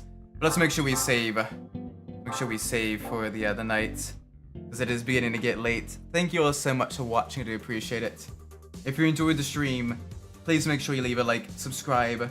Let me know what I'm doing well in the comments down below. If you didn't like the stream, please let me know what I'm doing poorly so I can fix it in the future. With that being said, I'm Umbras, and wherever you're in the world, whatever time it is for you, may it be a great time, and I will see you all in the next stream. Until then, take care everybody. Bye bye!